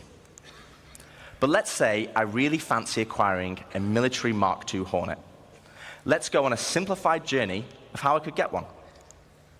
Firstly, I know I won't be able to buy it, as it's a military ship, so I'm going to need to craft it. That means I will need the fabrication hangar blueprint. Luckily, I can earn it by doing mining missions to gain rep with the United Resource Workers, and I already have the perfect ship, my trusty prospector. With blueprint in hand and some excess credits, I can now purchase a small plot of land on Stanton and build my fabrication hangar. Step 1, complete. Now I need to grab the Mark II Hornet blueprint. For this, I need mercenary rep, and more importantly, a combat ship. With that in mind, I will do a few more mining contracts to earn enough credits to purchase a Mustang from the dealership. Now I can start doing combat pilot missions for the Mercenary Guild, so I can unlock the Mark II Hornet blueprint. Okay, step 2 of our simplified loop is complete. I have the Mark II blueprint, but I need the resources to craft it. So I come full circle back to my prospector, but this time I'm mining for resources instead. As you can see, this closes the loop. No longer am I mining just because I like it, and there's nothing wrong with that. But now I am mining for a purpose and for multiple reasons. For credits, for reputation, for resources, for blueprints, and ultimately as a stepping stone to crafting my own ships to enjoy other professions. And this is just one of many loops. This is the core of Star Citizen 1.0. But then, oops, you lose your prospector and you didn't have insurance. Wah, wah. I don't know. This sounds pretty similar to other games like Eve and Elite Dangerous, but I'd love to hear from people who have actually played those games. The idea of being able to lose things, having that risk of losing things, being able to do things to avoid losing those things, and working to gain other things that kind of mitigate losing those things, this kind of falls in line with those other games, right? Yeah, not confusing the warranty and insurance. Say you don't have any warranty whatsoever. If you have insurance or you don't have insurance and you lose the ship, you're not even getting money back to go and buy these things again. You're just out of luck. Risk of losing was the best part in EVE Online. I loved that when I was playing Elite Dangerous. That was like the thing that stuck with me the most. Just the whole don't fly without rebuy idea. Having played both, ED is very forgiving as it gives all your modules back if your ship is destroyed, and EVE, the chassis cost is trivial compared to the modules you put in it if you fit it out well. And that's what it sounds like they're doing here a lot.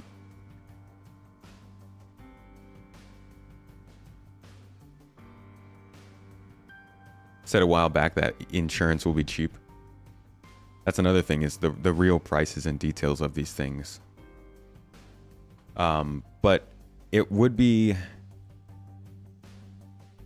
the interesting part is going to be as they introduce the prices and balance for these things.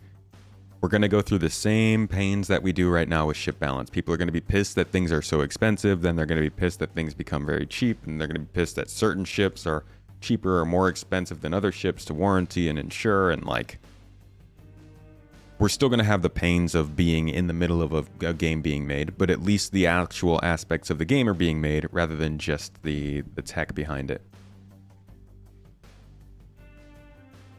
Be interested to see if insurance without warranty actually pays the full amount, or only a portion like it does in EVE. I'm betting it's not the full amount. If you've used the ship and you've been using it for a while and it's been damaged and all that stuff, there's no way they're going to pay the same amount you paid for it, right?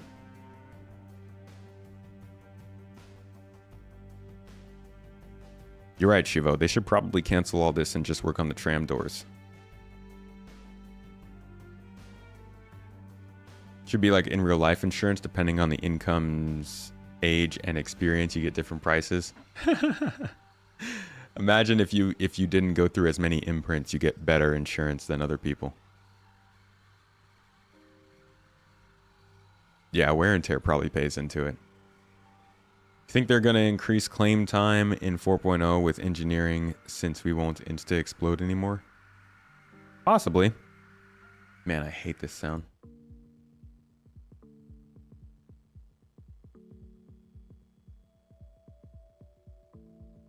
Control surfaces? Control surfaces win.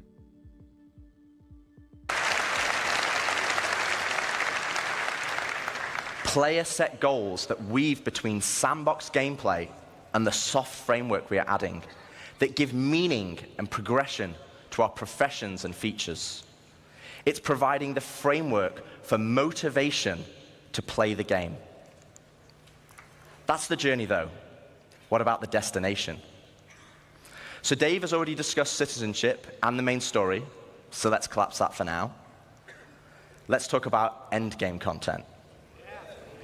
The content that is designed for experienced players and keeps them engaged. Basically everyone in this room. No, I think the one thing that's really going to bug people is that obviously you fall victim to bugs and glitches even after they've figured out the problems that plague this game, after server meshing comes in and makes things more stable on the back end and they've been able to optimize everything and finally launch a 1.0. We'll still have bugs and glitches, and that's going to suck. That's definitely going to suck to us to an extent. And there do need to be like stopgaps that help people still recover from catastrophic bugs without losing everything all from just one mistake, you know, or one problem. There need to be tiers of things that can catch you as you're falling down based on bugs that allows you to still recover and not lose everything. Maybe you have to go and get like repairs or something. Maybe you have to make a claim, but at least you don't lose everything all at once because of a bug or a glitch. So how does that look in 1.0? Firstly, we'll have open world content, including missions, group missions, and server-wide events, like we have today, but tailored to end-game players. While the sandbox element of Star Citizen will allow for... Keep in mind, he does emphasize missions are separate from group missions, so they're still looking out for players who are doing things on their own, who are trying to do solo end-game kind of stuff in that sandbox environment. For large-scale battles, we also want to provide challenging instanced content that will take full advantage of not only multi-crew ships, but fleets of ships. And you kind of know how we do that, right? You saw that yesterday. I don't think you can't say PvP and orgs are the content when he specifically said people who want to do missions separate from group missions. That's a very clear distinction that this is not PvP, this is not groups, this is not orgs. These are just missions that exist in the game. And as you progress through the guilds, you'll be able to accept high-level contracts from government agencies who will offer prototype and military blueprints as rewards. These missions will require the full coordination of multiple players and an assorted fleet of capital, support, and fighter ships. I do find this interesting, though, and I wonder what you guys have to say about this. If they're instancing fleet battles, is it necessary for dynamic server meshing to be able to support fleet battles? Like, can you just forego server meshing if you're still going to instance those fleet battles themselves? What's the story there? As a non-dev, I don't necessarily know the intricacies of what the difference between an instanced fleet battle and a fleet battle that's taking place out in the world and in the environment, but is able to utilize server meshing, dynamic server meshing particularly, to still have that happen in that open sandbox where anybody can run into it, but it's not hampering the load of the rest of the area. No, this is live.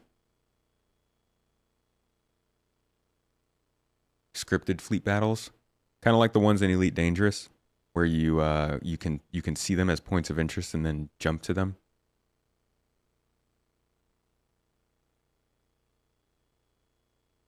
So you're thinking that they would server mesh the instances? You'd have an instance that would spawn, and then that instance would have multiple servers maintaining the battle going on?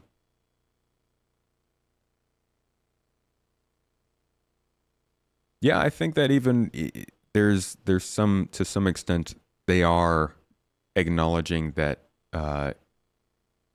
maybe server meshing can't cover every single type of encounter that's going on. But I do wonder to what extent. Where does that line shift? Where do they say, okay, we need to instance this because this is going to be a heavy load on just everything else that's going on in the area? Yeah, they want to do their dynamic islands where a specific, I don't think they call it that. I don't remember what they call it, but where a specific capital ship has its own server and stuff like that. But how many servers are you willing to spin up for a fleet battle? Could be very cool if you had multiple hundreds of people in a fleet battle. But you at some point say, okay, instance that because they definitely talked about instancing areas in the game already. We talked about municipal works the day before this, and they're instancing, what is it that they're already instancing? The fleet, the hangars that we have, persistent hangars. So they have to use the tech to some extent. Definitely when it comes to specific locations that they need to replicate in order for players to not just be stacked on top of each other waiting for a service to happen. You will finally be able to become the admiral of the fleet, directing your armada from your hologlobe, which, yes, is a feature included in 1.0. I'm going to be Bishop. We will also be offering more specialized on-foot missions that see you enter the depths of distribution centers and municipal works in small, tight-knit squads that provide an outlet for our more FPS-focused players. Again, I think that's your solo gameplay right there. Distribution centers, municipal works, bunkers, forward operating bases, that kind of stuff is the stuff you could take on by yourself if you really wanted to. A dynamic layer powered by StarSim. While StarSim will be the driving force in our dynamic economy, it will also track player and AI activity and dynamically spawn events based on their actions. So those are the probability volumes, but that's still rather, like, that's still not very specific for as in-depth as they've gone with StarSim. I'm interested in, I hope there's like a Star Citizen Live or something where they touch back on it and talk about the details of how they're including that in the tracking of missions and how that spawns with AI. Whether virtual AI is still a thing, I think is a really important one I'd love to hear.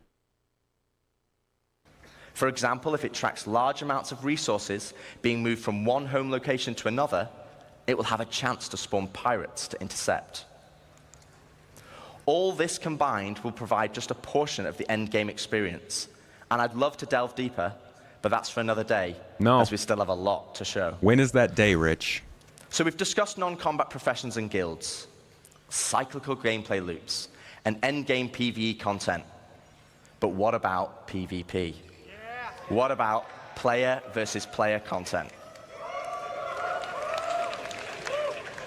As you know, 1.0 will contain 5 star systems, 3 of these being lawful in Stanton, Castra, and Terra, and 2 of them being unlawful in Pyro and Nyx. So what's the difference? Let's take a look at Stanton. Lawful systems will be a mixture of high, medium, and low security areas. Each of these... I love that they're specifying this in this talk specifically, that a lawful system is not just lawful areas. There are also dangerous areas within lawful systems, because that's the way things are. You know, you could have the safest place, but there will still be places where people find a way to do dangerous things. And being able to display that to folks when they're flying around a system like Stanton, which is a rather mixed system, is going to really help people understand what is actually something that might be considered quote unquote griefing versus what is just piracy that happens in a place where you're not expecting it. Areas will be monitored by law enforcement agencies. And depending on the location, will dictate the emergency response time, with high-sec areas being the fastest. Initially, this response will be measured, but over time will escalate to overwhelming force. This means if someone is attacked, if they can just hold out for a short duration, help will be on the way. That's something we just don't have right now, and that really screws up the perception of what this game is supposed to be. Pirates will be able to disrupt this monitoring by shutting down the nearby comm arrays, but this will be highlighted in your star map, with dynamic missions being generated to bring it back online. But this is the PvP you already know and experience right now, just without security forces. But before we jump into an unlawful system, let's explore what options you have if you pirate a ship. Okay, so first up, let's discuss ownership. All ships and high-value items that you own will... Honestly, I think that in these high security systems, in a high security area, security should be there within like 10 to 20 seconds. It doesn't even have to be realistic. But that's what makes it so that people don't want to do crime as much, and that's what they need in these locations. He didn't really say whether or not in this talk they were going to continue onward with the idea that we would be free to have weapons and stuff everywhere, and they would just have security and law enforce that stuff, or if they were going to stick with armistice zones and green zones and stuff. But if they do decide to do the former option there, then security should be on you like that, just right away. Yes, you have the possibility of committing a crime here, but you're basically screwed if you do, and you need to bring overwhelming force otherwise. And then bringing that overwhelming force is a high financial investment. It's a high investment of your ships and components that you have to risk. You're not getting insured as much because you are on that side of the law. All that kind of stuff factors in the ability for people to decide whether or not they actually want to commit a crime in a place like that, but it still allows people to pull a weapon out whenever they want, or it allows people to get the ability to have a weapon in a certain place because they have a certain reputation. Those kinds of things like that freedom and possibility is such a big thing that brought me to this game, and I hope they stick with that and they just use the ability to have really, really fast and hardcore response times for security to make that more of a possibility. Obviously, there's always a way to cheese the system, and I think that there will be edge cases when it comes to that kind of stuff. But I love this idea of just fast and hardcore response times for security, but you can still do things within that window that security gives you. And then obviously, if you get further away, the time goes up 30 seconds, 60 seconds, 120 seconds, whatever it might be. But I think that would be a great way to base the system, and I hope they continue forward with that. Discuss ownership. All ships and high-value items that you own will automatically be assigned to you.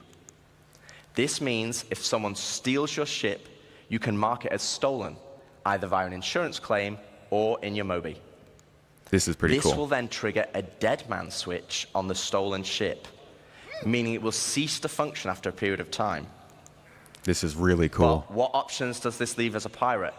Well, you can still salvage it. You can tow it back to your fabrication hangar to dismantle it for resources. Or, if you have a high enough rep with the council, our criminal guild, you can get the dead man switch disabled and pay for a new title deed to become its new owner. That is so sick to me, because that then starts to there's actually a use for scrapyards. And I hear you about people making mistakes and accidentally killing someone. I think that would be the difference between having a reputation and having a crime stat. If you don't have a crime stat and you have a high reputation in the area, then accidentally killing someone maybe will wipe out your rep, but it might not make you kill on sight. Whereas if you didn't have a good reputation, which is more of a long-term thing, and you killed someone in the area, then they might be like, okay, you're completely negative now, you're kill on sight kind of thing. I don't know if that'll work all the time. I think there's going to be some crazy edge cases. But this is awesome. And I'm glad that they're sticking to this. They've talked about stuff like this for a long time. These are some of the things that we heard Chris mention during his 10 for the Chairman like 9 years ago. And you were like, Chris, that's pretty sick. Nobody's talked about it for 6 years. And then they bring it back for this 1.0 talk. And you're like, okay, they're sticking to the plan. They're actually going through with what they said.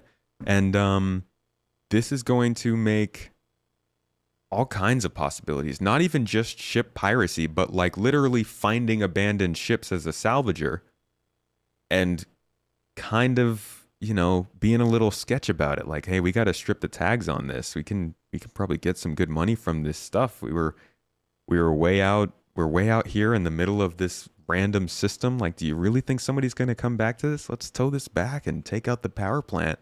That is so cool. Can't say that the Garden won't do that. Just depends on which star system we're in, eh? Our criminal guild, you can get the dead man switch disabled and pay for a new title deed to become its new owner. And then also, you can go and straight up acquire a new ship if you have the means of doing it. How fucking cool is that? Like, that is so cool. And obviously you could always lose that ship. Might be harder to get it insured and stuff. But this is like, there's a secondhand market suddenly with this kind of stuff.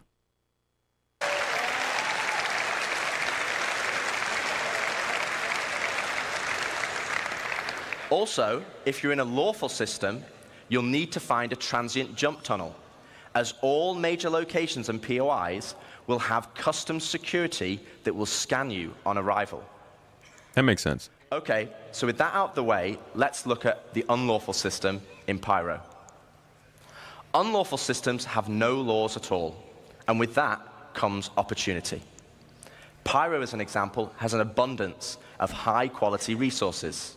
That's so different from the lore, what the lore used to be. And I'm okay with that. Like, I don't mind that they're going to change the lore based on how the game is functioning.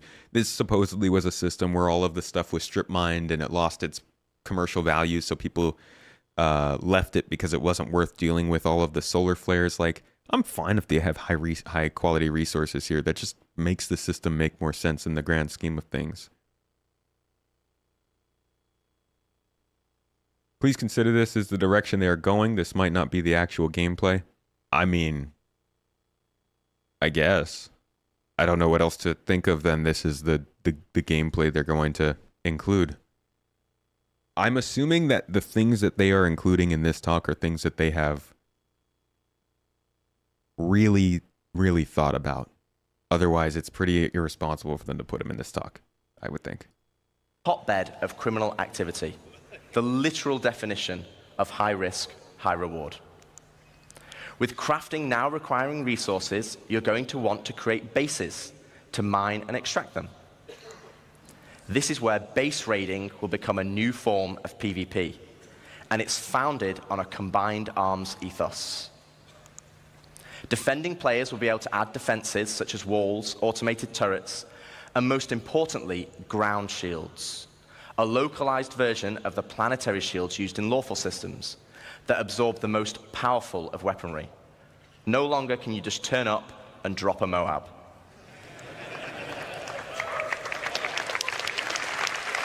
Imagine if they didn't think of that and they were just like, yeah, you can have bases, but good luck.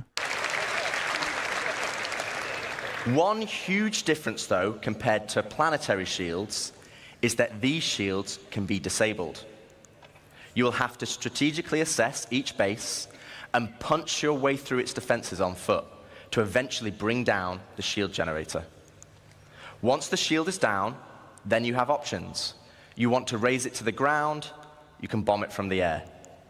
If you want to extract all the resources, though, you'll need to infiltrate the base using explosive charges and hacking while fighting off the defenders. Now, both piracy and base raiding is founded on sandbox gameplay. And again, that's the essence of Star Citizen. But we want to add more. Something where you can log on and immediately find the action and fight for a purpose.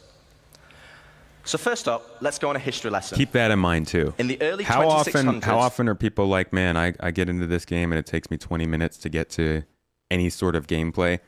They know this. The game, this isn't even the first time they've talked about this. This game has always been meant to evolve into something where you can get in and get into gameplay quickly.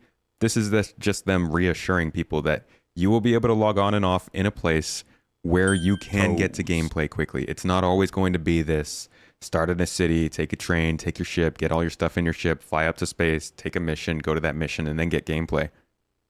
This was always the plan. I'm glad that they're now laying it out, though, because, man, that is a constant complaint. And yeah, there's always Arena Commander, too.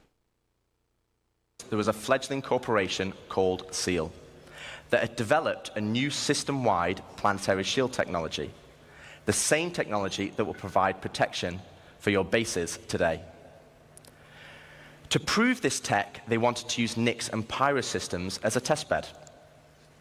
With the promise of high-quality resources, SEAL lured independent miners to man the shield network in exchange for shield protection for their settlements.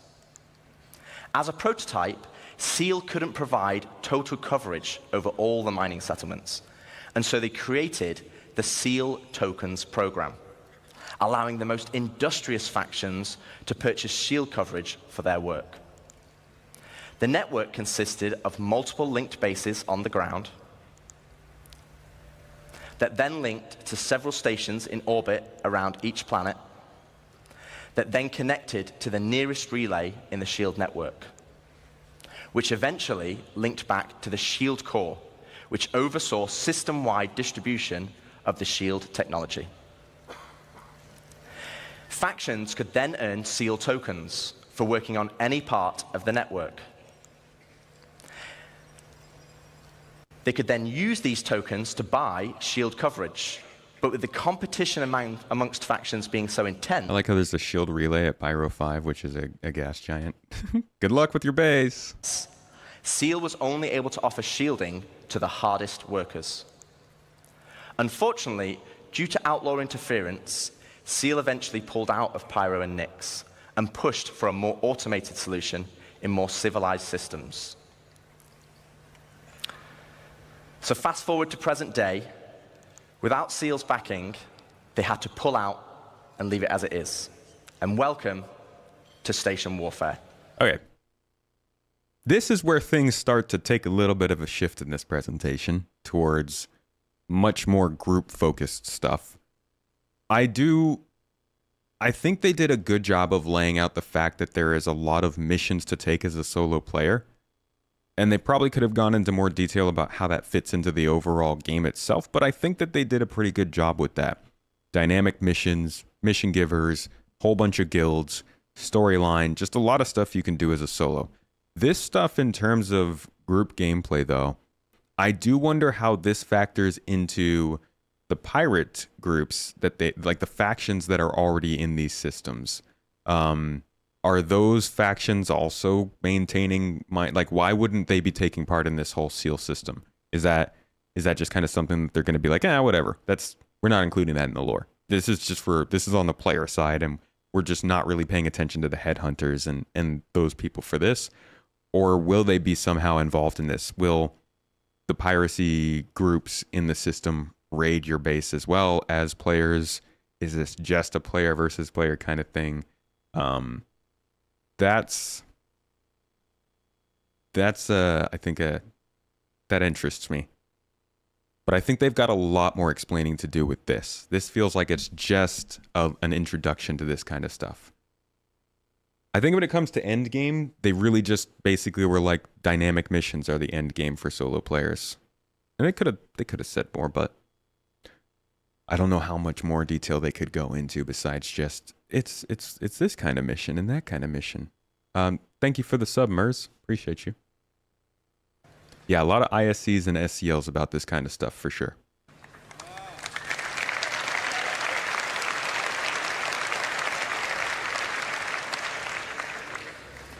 With the SEAL network still in place, but lacking resources, orgs can take ownership of these structures to gain access to planetary shield tech. Which, as you know, would make their bases invulnerable. Unfortunately, there's a catch. There isn't enough to go around. And as in the good old SEAL days, the system still works via the SEAL token program. To earn tokens, you'll have to assault a location and then deposit resources to power the network. This begins with ground bases and ends at the shield core.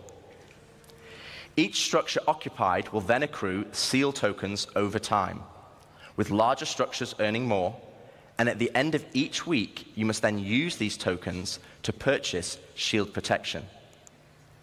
With shield coverage being limited, though, the system automatically selects the orgs with the highest bid from across all shards. Meaning for that week only, a certain number of orgs will gain access to shield protection. So this is a chance for your org to become the de facto leader of a system. It means you'll be able to log on and immediately find the action and fight for your org. And finally, it's not just sandbox PvP or ganking. You are fighting for a purpose. I do hope that this is something that is either not always in your face in lawless systems or not in every lawless system, so that you can still be in lawless systems that don't feel like they are constantly at the whims of org warfare. They just mentioned Pyro and Nyx for this, but like once we get to another system like Killian or something, does Killian even have planets? I would hope that there's still some variety between lawless systems in the sense that there's not just like everywhere you go or every system you go to, there is this looming in the background kind of org warfare going on that makes you a little bit more nervous to get into like the deep exploration gameplay that should also thrive in systems like this. But we'll see. We'll see what they have planned for this. They did just say Pyro and Nyx, so who knows? So once you've won your bid, what then? Well, to talk more about that, I'd like to welcome Ian Leyland, Star Citizen's creative director, to the stage. This also sounds like the kind of thing that they could really shift over time as they test it and see how it actually works with proper players and not just on paper. All right, hello CitizenCon. Thank you, Rich. Thank you, Dave. So to continue the conversation of large-scale endgame org activities, let's go back to Pyro 3, where the ground bases were being built earlier today. This morning we saw the small habitat being built by Luke, and then we saw Deck start to expand the base. I think we'll touch on base building on Wednesday. I was really going back and forth between Squadron 42 and base building and crafting, but I really want to get to base building and crafting with you guys, so I think that's what we'll touch on then. Into a commercial enterprise. But eventually, we saw a massive example of an org base. But with everything Rich was talking about, with org system-wide activities, we want to give you guys the ultimate end goal, but also the thing we need to protect. And to do that, let's look up into the sky and see what it is.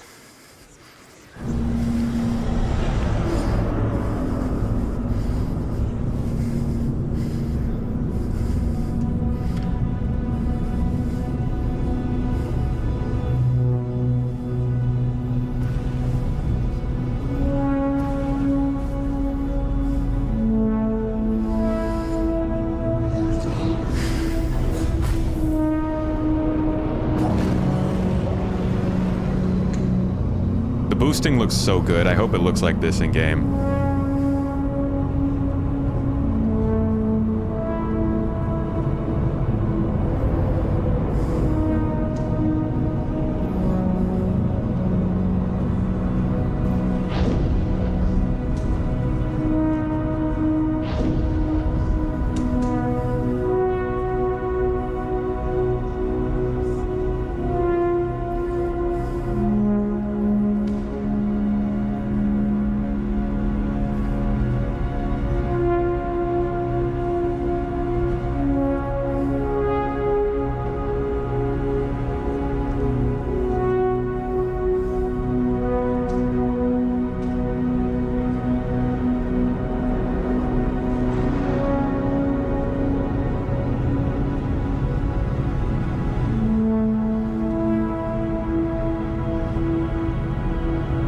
Kind of gets Stellaris vibes from this music, you know? Yeah, maybe a little Blade Runner too. It's good stuff. Good old analog synths.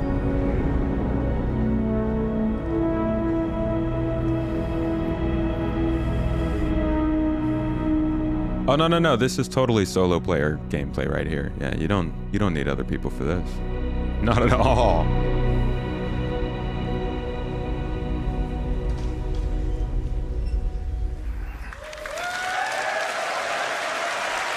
Yeah, I don't even know what they mean by gray box when it comes to this kind of thing. Let me introduce you to player space stations. Didn't think they were going to whip this out yet. Finally, you can build your home. When they teased player space stations last year, like we can go back to last year's base building presentation, and which honestly felt like it probably should have never even happened compared to this year's base building presentation. This year just felt like they took last year's and actually did the proper detail on it. Like, I'm pretty sure it was towards the end of this. Engagement is always needed. So as Nick talked about, there's where power loss, combined different events, and then the big one. We start development Q1. See, they probably should have teased this after they started development and knew what was going on. So that's me. Thank you all. Thank you for coming. No, maybe he didn't say it there. He said it somewhere here about space stations. Building. All right, it breaks down into the on-is. Is it to have a homes? Is it to gather resources available and move on to the next area? Or is it to be off-grid and be completely self-sufficient? Or rare NPCs. Hold on. With any blueprint, you can actually do research on it and then create different variations. Learned the new trick. With materials ranging from the common to ultra rare, you might find them at the local shop or have to travel around the universe to collect them. Unrefined, refined, simple materials, or even complex components will all go into the fabrication. With this, then you got location, location, location. First area is high security, so you must purchase the land.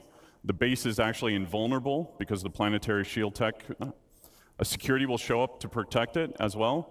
You pay for the privilege, you're taxed. So at this point, space, not just can do it all. The Pioneer.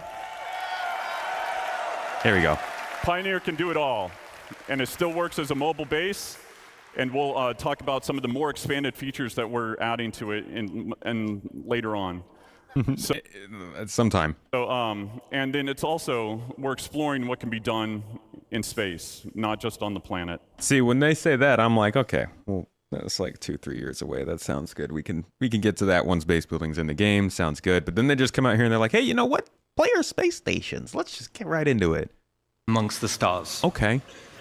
This will be the starting point for your base of operations, for system-wide org activities. But why is this an end goal? Well, first of all, to construct your own space station, it's going to require vast quantities of resources and materials. Why are you asking Mrs. Tomato to shoot me? Come on now. Large time investment. We're in a good place. We're doing good things. Start? Well, it all starts with the supply bay. And the supply bay can only be constructed by the Pioneer. Yeah, I've watched this whole thing. We watched this yesterday together.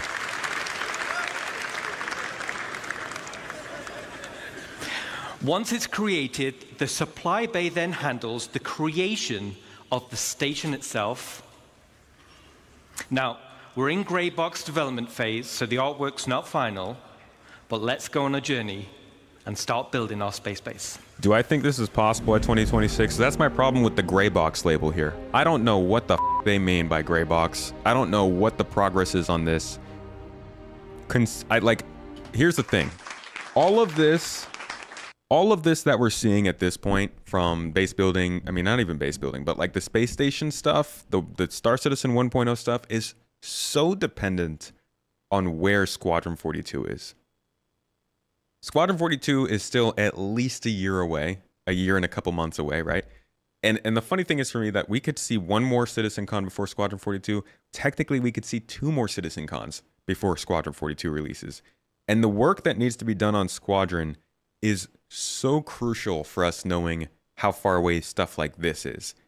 If Squadron is at a place where all of the side missions are done and the details of how things are interacted with are done, and they're just like trying to optimize and get it running, they could start moving a lot more people over to the PU and actually work a ton on this kind of stuff. Asset art, interactability, UI interfaces, all that kind of stuff. I could see this happening within 2 years. Yeah.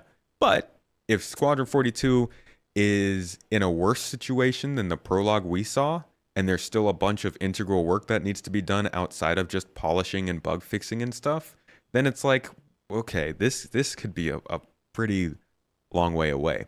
So I don't really know.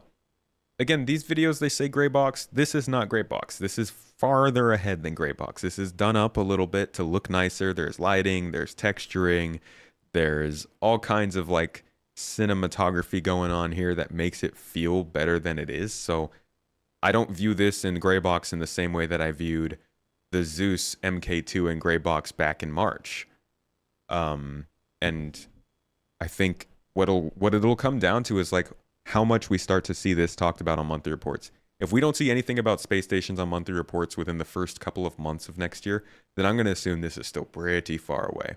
If we suddenly start seeing talk about this stuff on the monthly reports, as in they were just keeping it off monthly reports recently because they didn't want us to know they were working on this, but they were working on this already, then it's like, okay, I could see where this is going. And if it is truly in gray box, then that's probably the case. But it's going to be hard to make a call on that for at least the next month or two.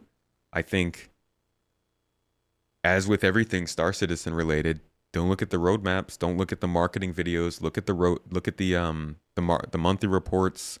Look at what's actually showing up in ISC, which is some marketing, but it's more accurate lately than it has been. And look at the way they're talking about it specifically in terms of the details during Star Citizen Live and stuff like that.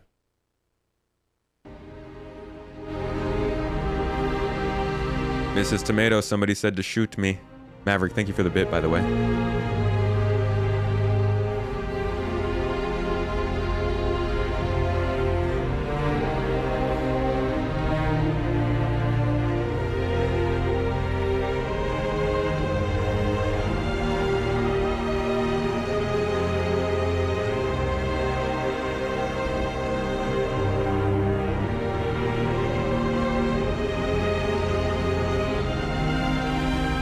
Okay. All right, get it over with.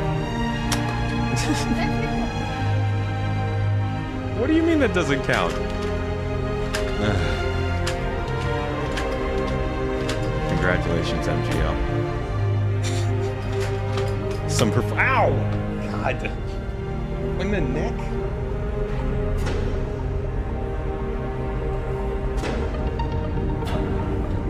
I know.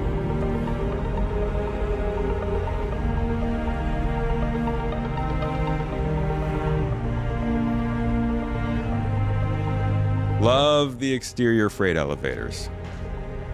And I guess this isn't even a freight elevator. That's kind of like a resource pad. And so this is like the constructor, the fabricator for the space station, and it just sucks up the resources magically from the boxes, which I don't care. So be it. Just disappear the boxes. By this point, f it all. It's beautiful on its own. This is like one of the most beautiful things I've ever seen in any video game or video game marketing material, so I'm just going to rewind it and give you guys the full view of this.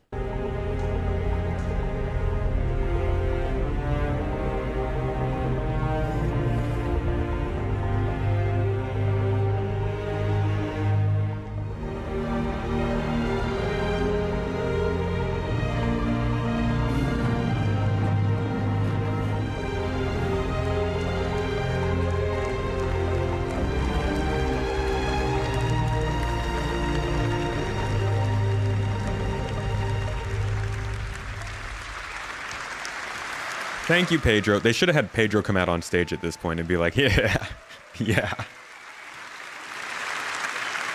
Awesome. Awesome. So as you saw, the cargo grid of the supply bay consumes resources, and the required resources will be substantial and will need to be topped up over time. So this means orgs will be encouraged to have efficient logistic networks to feed the supply bay. And as Rich outlined with professions, it's ideal if your org is well-rounded in terms of roles. Yes, Pedro Pascal. Even the Bring Pedro Pascal out. Can contribute.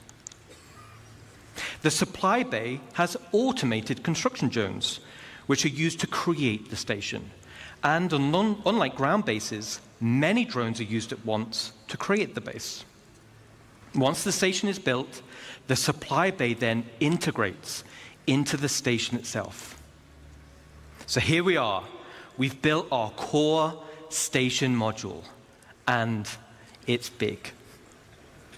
And out of the box, the station comes readily built with some core functionality. Let me talk you through it. Right on the top is the bridge, which is the command deck.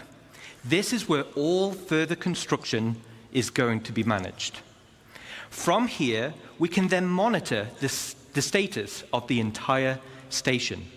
We have access to power and water management. Power and cooling is something you'll need to consider carefully. It also is an area to set permissions for who can enter particular areas, either divided by the ranks of the org itself or open to the public. Dude, this is going to be so much logistical work. Oh my God. And there'll be a radar station to track the activity outside the base. And the terminals to access logs of who has visited the station and see what they did. So let's jump back in game and take a stroll through our bridge.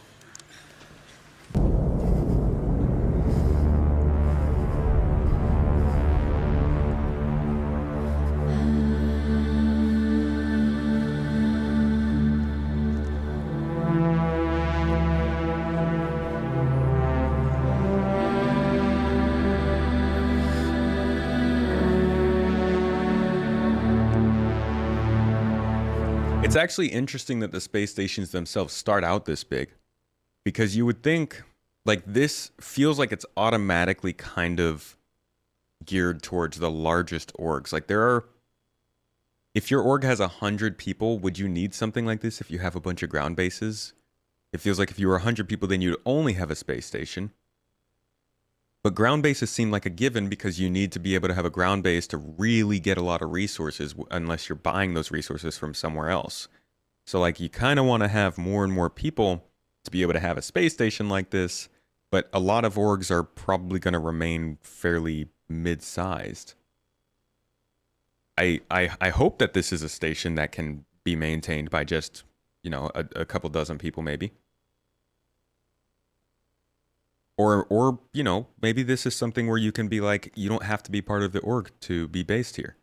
You can have public space stations that are just governed by the org, but act as a place where a lot of different players can make their home. You hope they offer something for smaller orgs to enjoy. The bases are certainly that. But yeah, the space stations I would be interested in, they probably don't even know what the minimum kind of plan would be for somebody to maintain this, but like, I guess it would mainly just be engineering and defense that you would need to keep something like this running well. Yeah, he said that the station can be made public. So I guess there's always that. Oh, I'm not even talking about solo people. I'm talking like how many people in chat are in an org with like 5 to 10 other people. You kind of want to have a space station. That'd be awesome. Or at least a part of a space station. But yeah, he did mention public. So there's probably a good chance that you could have multiple orgs, allianced orgs, groups of people who are maybe not even affiliated with any orgs that could still make their home on that place, which would be very cool.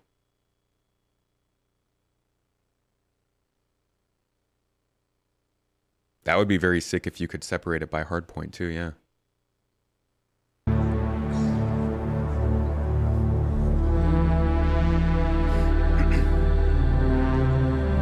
Asteroid bases. Shout out to my asteroid base folks. 4 or 5 people just chilling in some asteroid belt somewhere.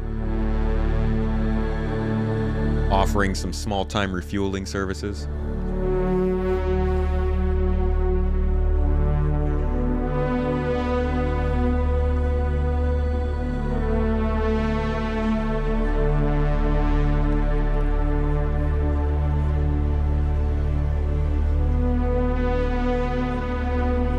He's got a gun!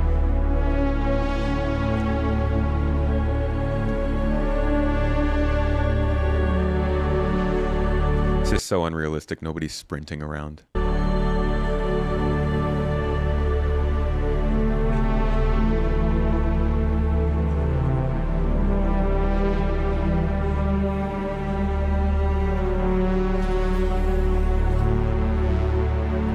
Yeah, I wonder if space stations could be a thing in high security systems.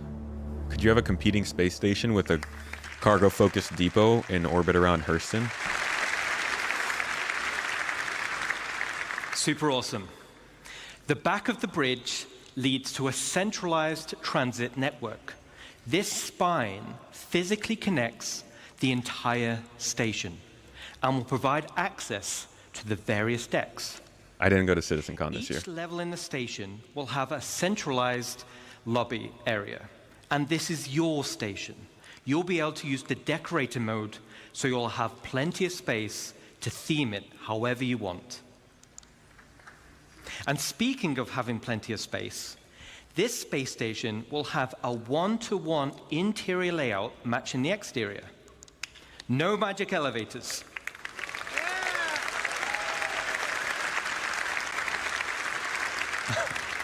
Just unmagic elevators. So you can circumnavigate around the entire perimeter, and it's wonderful. Okay, let's jump back in.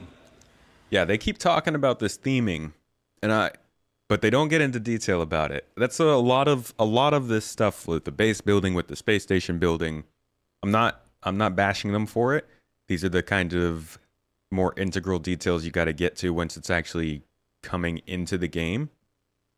But I'd be interested in knowing just how far the theming goes and how they're going to handle it. There's so much opportunity for monetization with player-controlled space stations, with bases, all that kind of stuff, and I'm here for it. If they can use cosmetic and theming stuff for these kinds of spaces and depend less on ship sales, then that sounds more healthy for the game.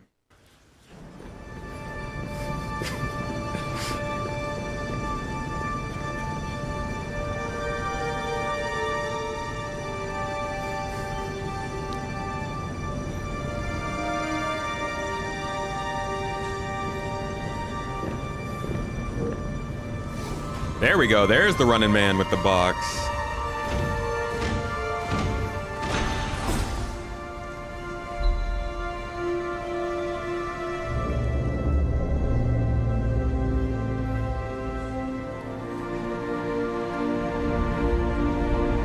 No ships crashing into the, dude, that cart would have been running people over. This ship would have been crashing into the station. Like, these people are far too proper.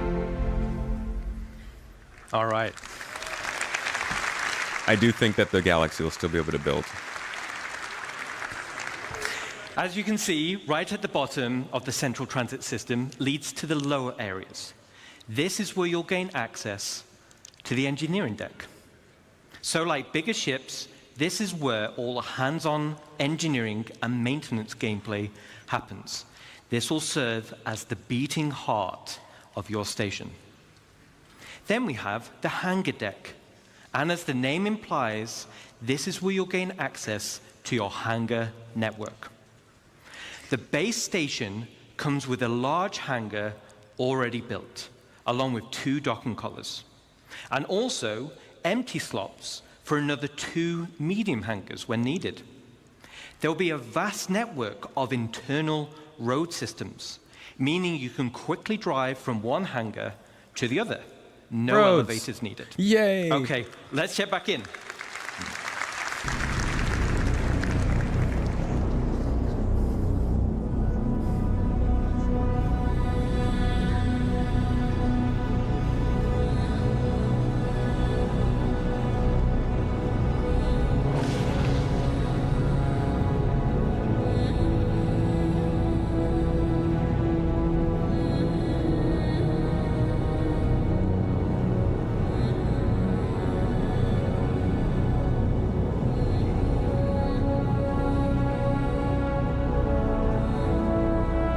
Look at all these freaking atlases. These people just got crazy about their LTI tokens. Where's this one even going? Where are you going, dude?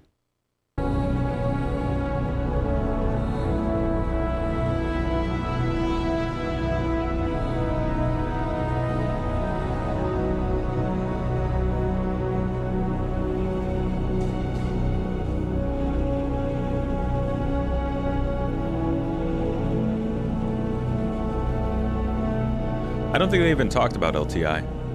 I assume there still is LTI.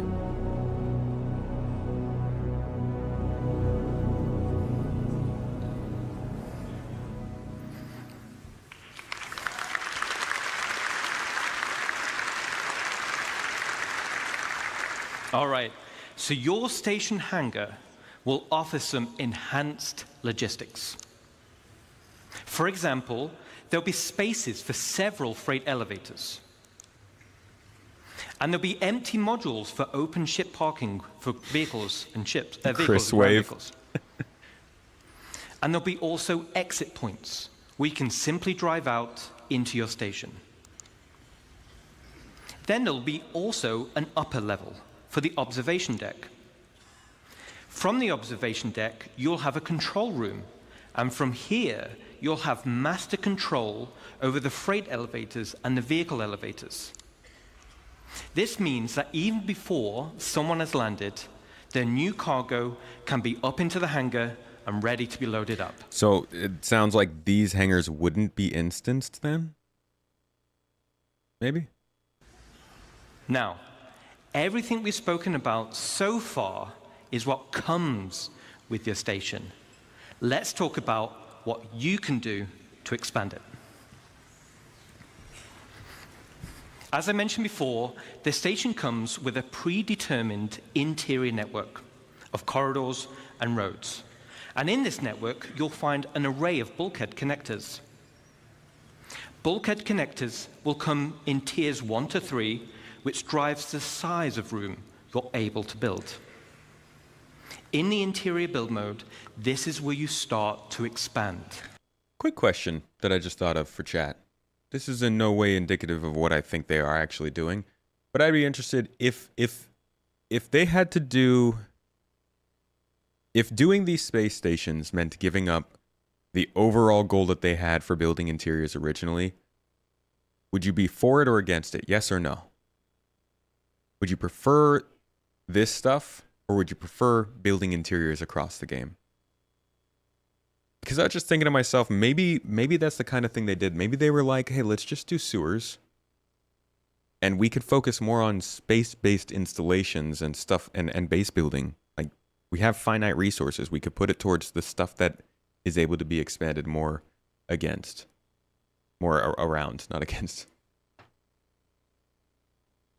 You be for it, against it, for it, no, yes, yes, yes. Highly against it. Apartments for the solo players. But what if you could get an apartment in a space station as a solo player? You'd want this stuff instead? You would want interiors? Okay, so chat's pretty split on that. Some of you really want the building interiors instead. Some of you would prefer this kind of stuff. I'm not saying that that's the way that they had to do it. This is a hypothetical, and I'm just wondering what people want more of. Do they want to see more of this player-made kind of stuff in space, or do they want to see more of buildings wholly fleshed out in cities?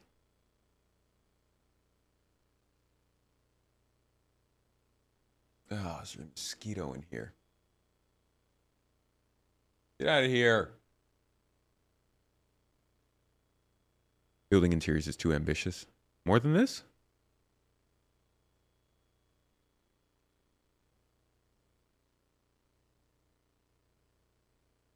How much is rent on Tomat Station? You just got to help us farm. You don't even got to pay anything. We just have a farmed goods stipend, or not stipend, tax.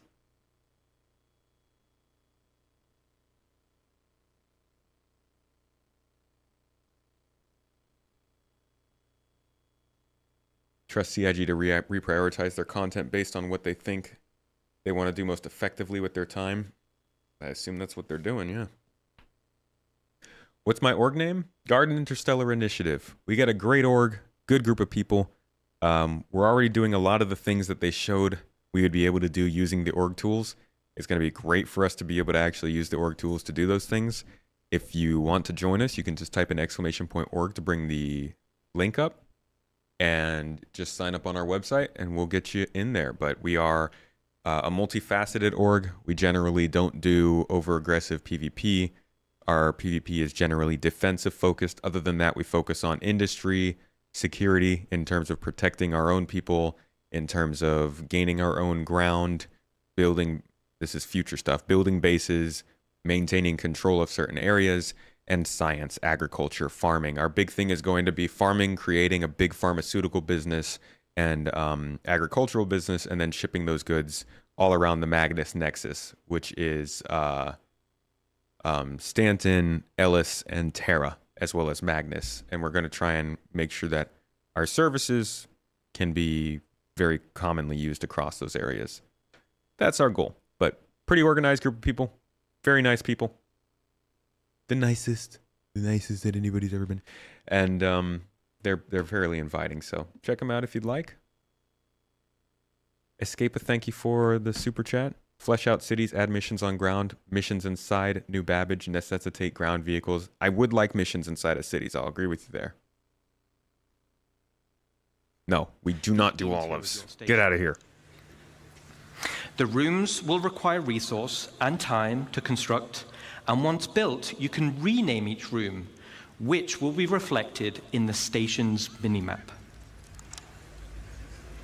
The interior of your station will have ample areas for you to expand. You can build generic empty rooms, and you can fill with items to your heart's content. Welcome to the org. And you can be in multiple orgs, yes. You can also build specialist rooms, where the theme and functionality is already set for you, such as mess halls or infirmaries, or generator rooms. Oh, we'll be affiliated with multiple guilds. There are shops. So similar to the small shops we built around the ground base, this is on a much bigger scale. But that's just the interior. Let's talk about the exterior. See, dude, this is so dependent on how many devs they could have on this, because I'm sitting here and I'm like, man, we're all thinking about base building. That already feels like it's going to be incredibly difficult to do. And we could go back to the part where they're showing this stuff. like, who knows how close this stuff is to actually being done. Obviously, they've got a real interface that's outside of Rastar at this point, and it feels like they've got good direction going with base building. But this already feels like just a hefty responsibility to take on with how this game's going to run. This one is a large solid extractor. We'll also have liquid and gas, depending on which type of deposit that you've settled on. We have our output grid here, where we're getting all the brand new resources up out the ground. This is wild to me. I honestly didn't think it was going to get this in depth with base building, like with how big these bases are that they're showing us. In-game and apply those This buildings. is crazy. But then, you know, you go in here and you're like, okay, we're going to expand space stations and give you modular buildable space stations with exterior space to expand into. It's nuts. To bridge operations of power management. A situation may arise where power priority is needed. Then we have major hardpoints. The core station module comes with 2 hardpoint connectors. Major hardpoints What are some things I expected but didn't see? Substantial wing additions to your station. The first example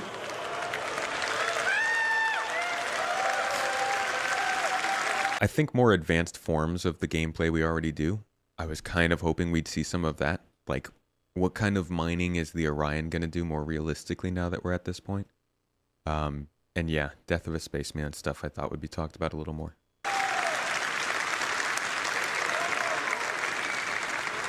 You can indeed connect space stations together. Awesome. The first example is the cargo wing. The cargo wing will dramatically increase your inventory capacity. Yeah, scanning. So this is ideal for orgs who are specializing in holding. Then we have the refinery wing. So like GII would definitely have this kind of stuff in our space station. But this is all to power our main goals, Refine resources which is on a medicine. vast scale. As it's in space, it's much more convenient than traveling to a ground base. Now, a player could buy resources from your cargo wing and then refine it directly in the refinery wing. And finally, we have the hangar wing.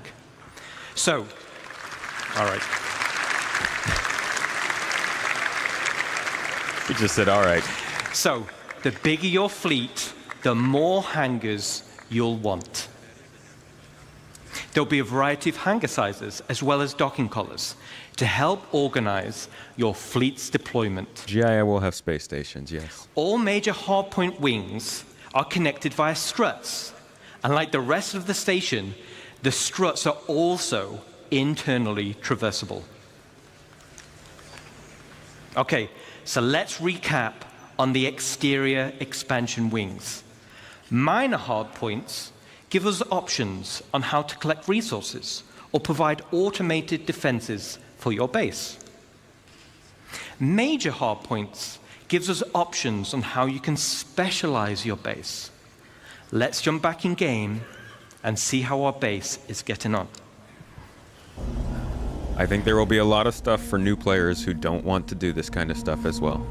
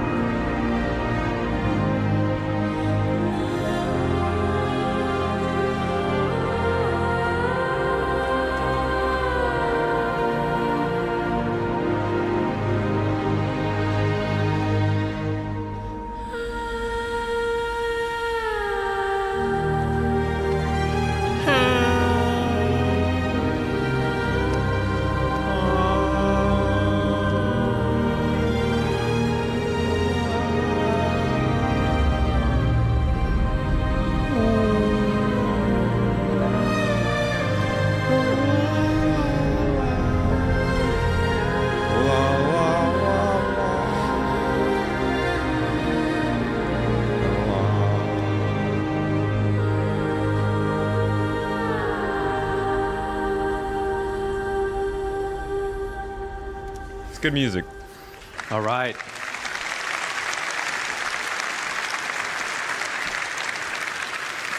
Yes, Pedro has been working with us on this as well, so thank you. Looking cool. Customization. Like, dude, get rid of the visuals. Just keep playing the music, man. Is just as important as expansion. Similar to ground bases, you'll be able to earn tints for your station, and you'll be able to apply decals for your org logos. Oh, God. What is going to happen with that? Outside of minor and major hardpoints, your station will come with 2 unique base expansion points.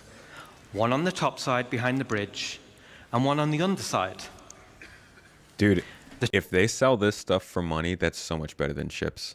I will say that every single time. Rather than be getting their money from selling to the groups of massive amounts of people who want to have a space station and do this stuff with it, than selling a bunch of ships all the time and continuing that on. I don't know what to say. The top side will be for the crow's nest. Now, all the other modules built so far have very specific functionality, but I'll admit, this is for the org members out there who want the ultimate in personal space. Yeah, I think they'll still sell ships too.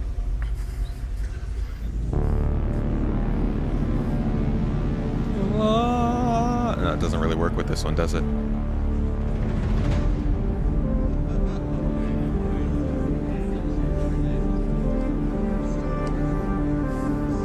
Sell cosmetics, man.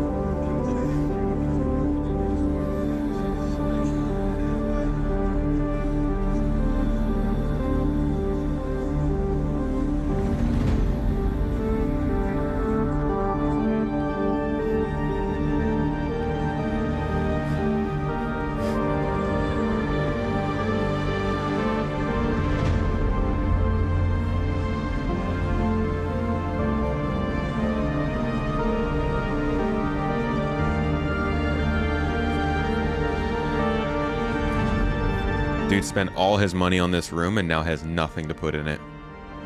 A shame. He's like, huh, this is awkward.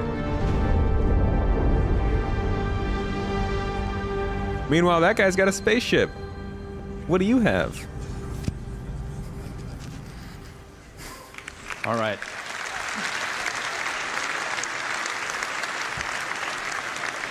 So I'm going to be flying around the verse, and I want personal invitations to see what you've done in those rooms, okay? Super cool. I can't wait to see what you do with it. Now let's talk about the underside. This is going to be for the flight deck, which also comes with an additional 3 major hardpoints. The flight deck is perfect for your rapid reaction forces.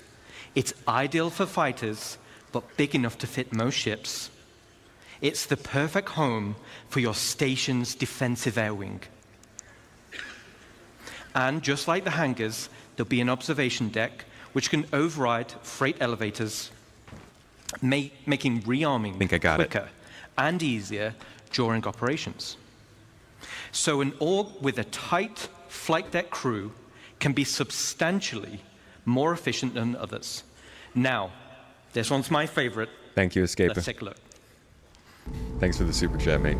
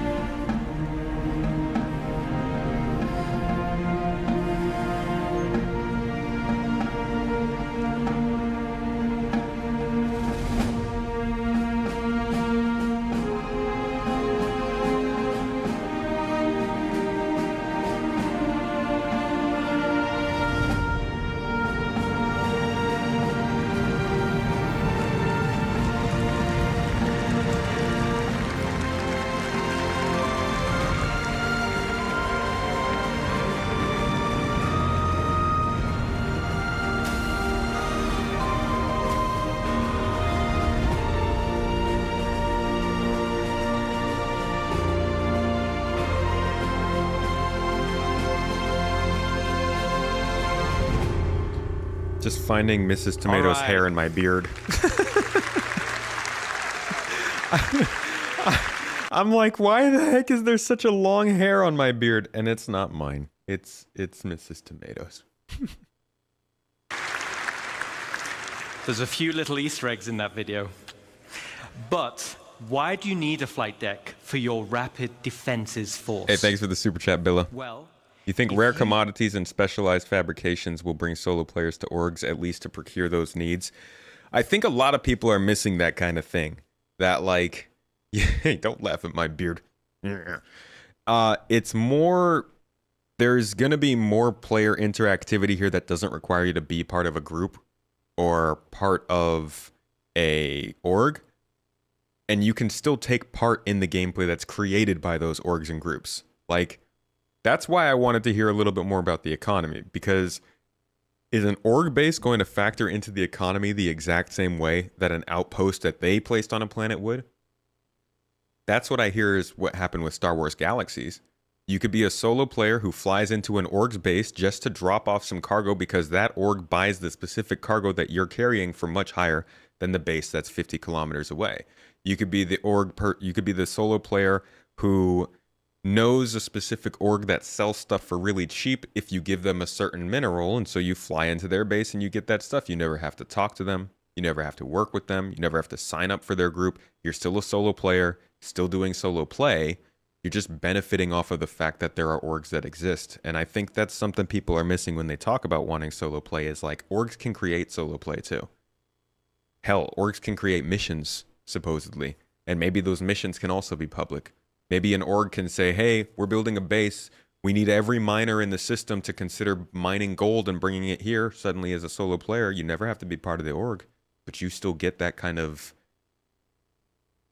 contract from them. And I think that's kind of what they're talking about when they were in the base building segment. I think they kind of mentioned something about how you could be an org base that offers or like buys certain things. Don't remember where it was specifically.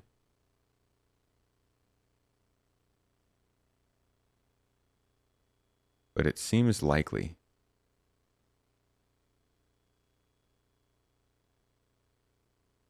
I know, interacting with other players. Insanity. I don't know. We'll go over that on Wednesday. We're going to go over this whole base building part, so we'll probably come across that mention anyways, but yeah, here we go. This was it. Which tends to have the higher quality material. Maybe you end up cornering the markets for a particular item or resource, and your shop will then turn into a hotspot of activity, making you loads of credits. Some of you will become infamous because of it. But bear in mind, a successful shop also depends on location. Do you want your customers on edge in Pyro, which tends to have the higher quality materials? Or do you want to spend time hauling them all the way over to safer systems where your customers can be more at peace? We talked about selling. No, I'm past it there. The base, why it's so impactful for crafting and base building the game as a whole. Understandably, throughout this presentation, we've been telling you why you want to craft all these things or why you want to build this big base. But maybe you don't have the time to build a big base and maintain it. Maybe you want to spend your time doing the missions. See you later, Luna Maria. That's how you want to make your credits instead. Shops mean that you can benefit from the players who do want to spend the time making those bases or crafting those specialist items, and then you can purchase them from them. Yeah, which is very important because crafted items using high quality materials will be the most powerful in the game. So they kind of touch on that there.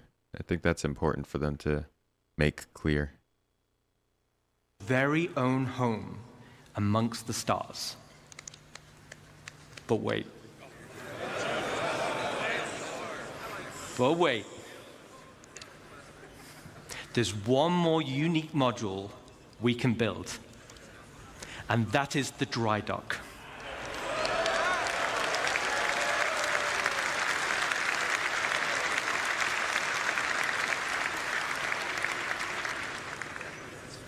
This unique slot will be at the back of the station. It has its very own dedicated observation room with crafting stations, and has a transit tram which runs along the inside of the arms, leading to the docking collars where your ship will be constructed. So, the only question still remains: what sizes of ship can we build? Let's take a look. So this is a little bit of a change.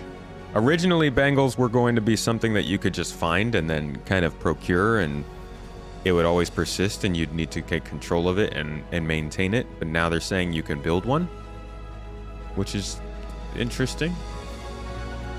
That's a hefty. I'll just watch the end of the show. That's a lot.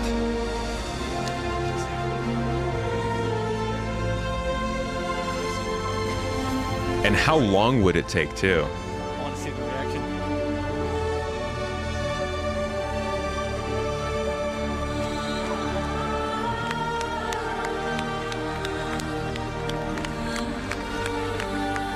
At this point, I honestly felt like this was just like, we're gonna just, you could do everything, all of the things. I'm like, okay, all right.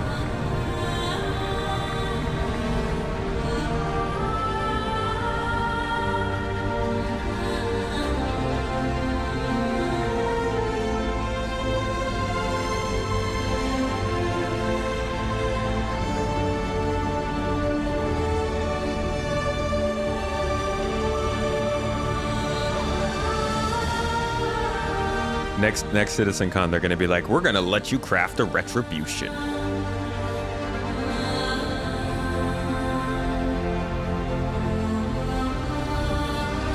That's also true. The rep that you would need to be able to craft a bangle. It's like making an aircraft carrier as a civilian organization.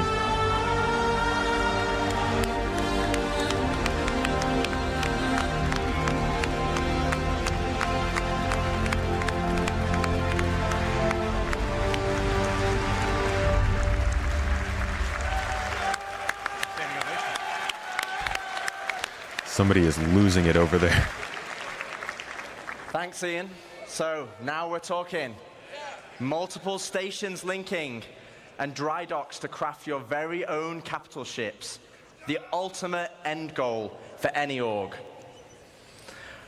Okay, so let's take a step back. At the beginning of this presentation, I mentioned we had 3 types of players and 1 universe. And hopefully you can see we have purposeful gameplay catering to each type of player. But that wasn't the only goal.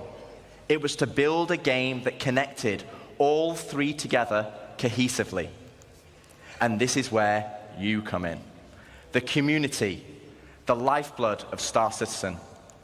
Whether you're a PvE player delving for unique crafting blueprints, a non-combat player mining for high-quality resources or building a base with your friends, or a PvP player fighting for your org in station warfare to protect your base. Each one of you supports each other. You need the blueprints to craft, you need the resources to make them, and you need the equipment and protection to be safe. This is what Star Citizen is. It's a universe that caters to all players.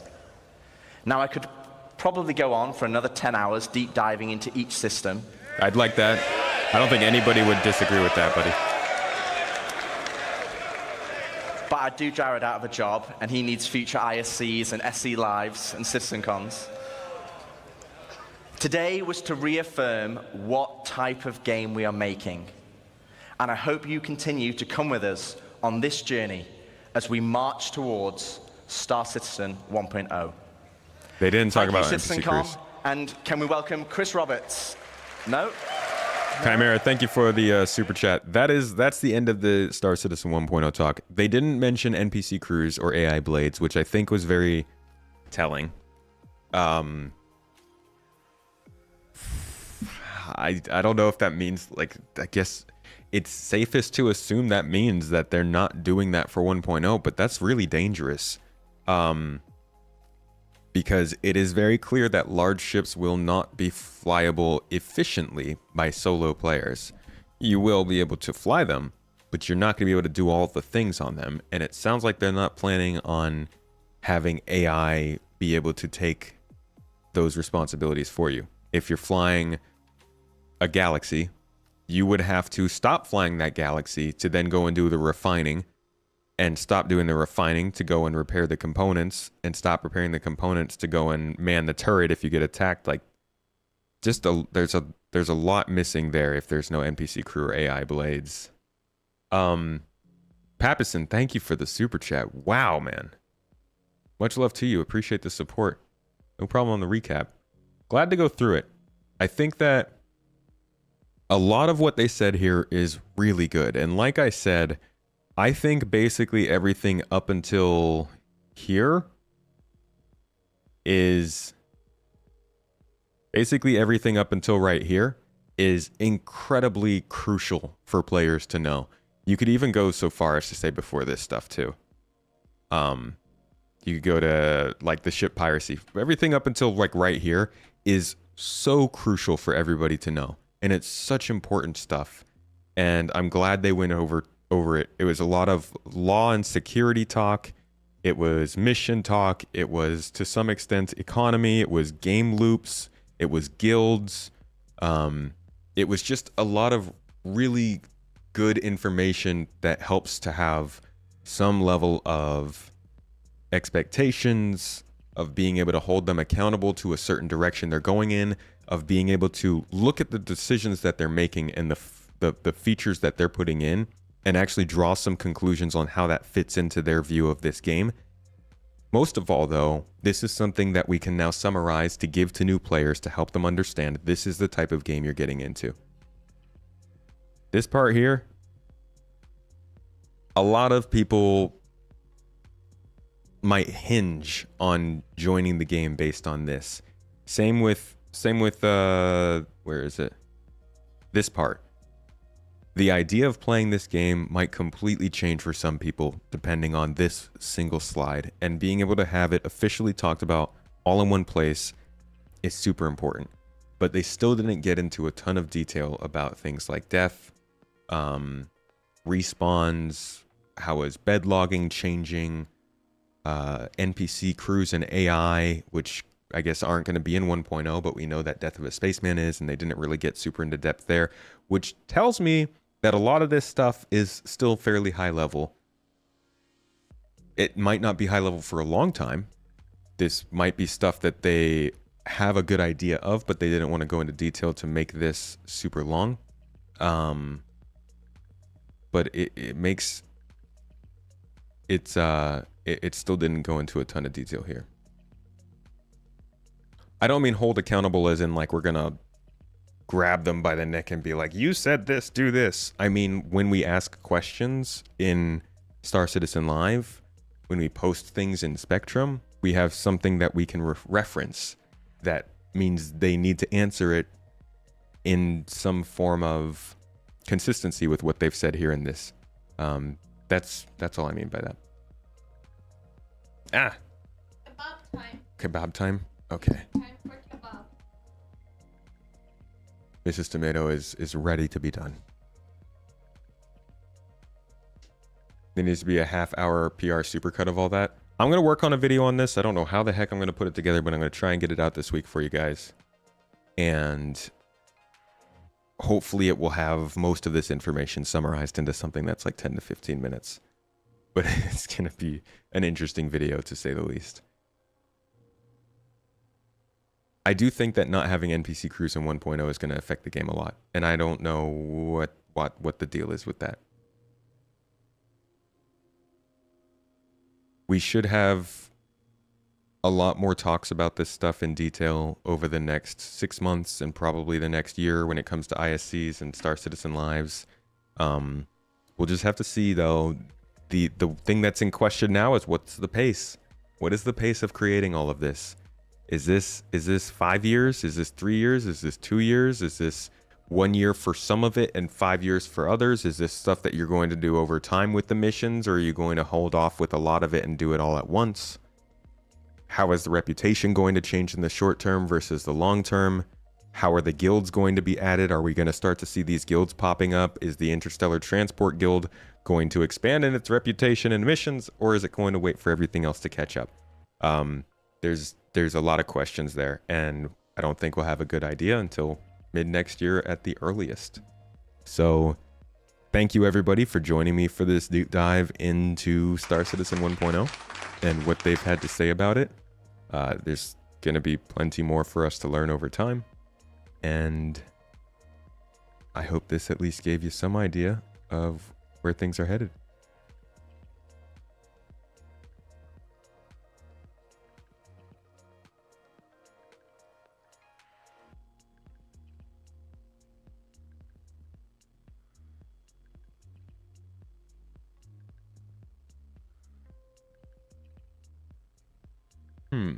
Let's see.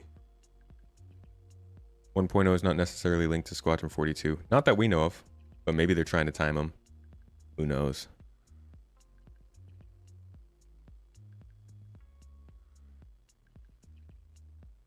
Don't understand the dire importance of NPC crew.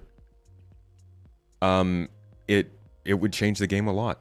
If there is NPC crew versus if there is not, the expectations of how big ships work would change. It's not necessarily a question of should I fly a smaller ship or not. It's a question of if I have a bigger ship, is there any reason to have it? If you've got NPC crew, then there is. If you don't, then there's not. And that's kind of an important question to know. But from this presentation, it sounds like there's not for 1.0, which means a lot of people can go ahead and sell a lot of their bigger ships. Not saying you should. I'm just saying that's what this presentation might be telling people. Either way, that's my take on it. Hope you all have enjoyed. I'm going to drop you all. Let's see.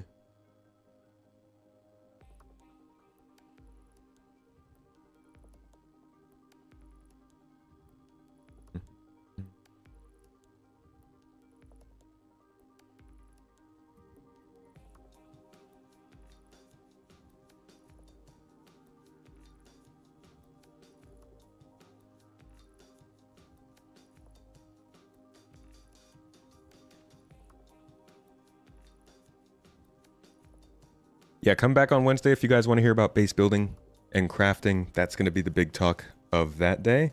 We'll do a deep dive into what they've said and what they've talked about in the past, how it lines up or does not, and what to expect from it going forward. I am going to drop you all with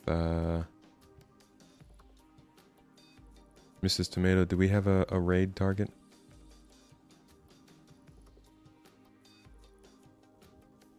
We just rated 5-star. Haven't rated Loken in a while. I can send you all over there.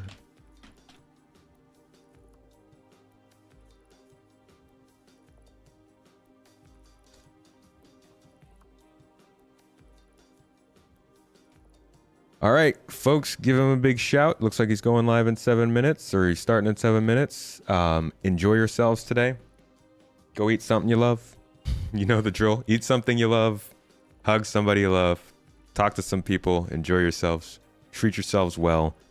Do something fun with your day, and have a good week. I'll see you on Wednesday. Or actually, I'll see you tomorrow. We've got a Citizen Central tomorrow to talk about all this. Y'all are amazing people. Love you all. And I will catch you later. Bye-bye.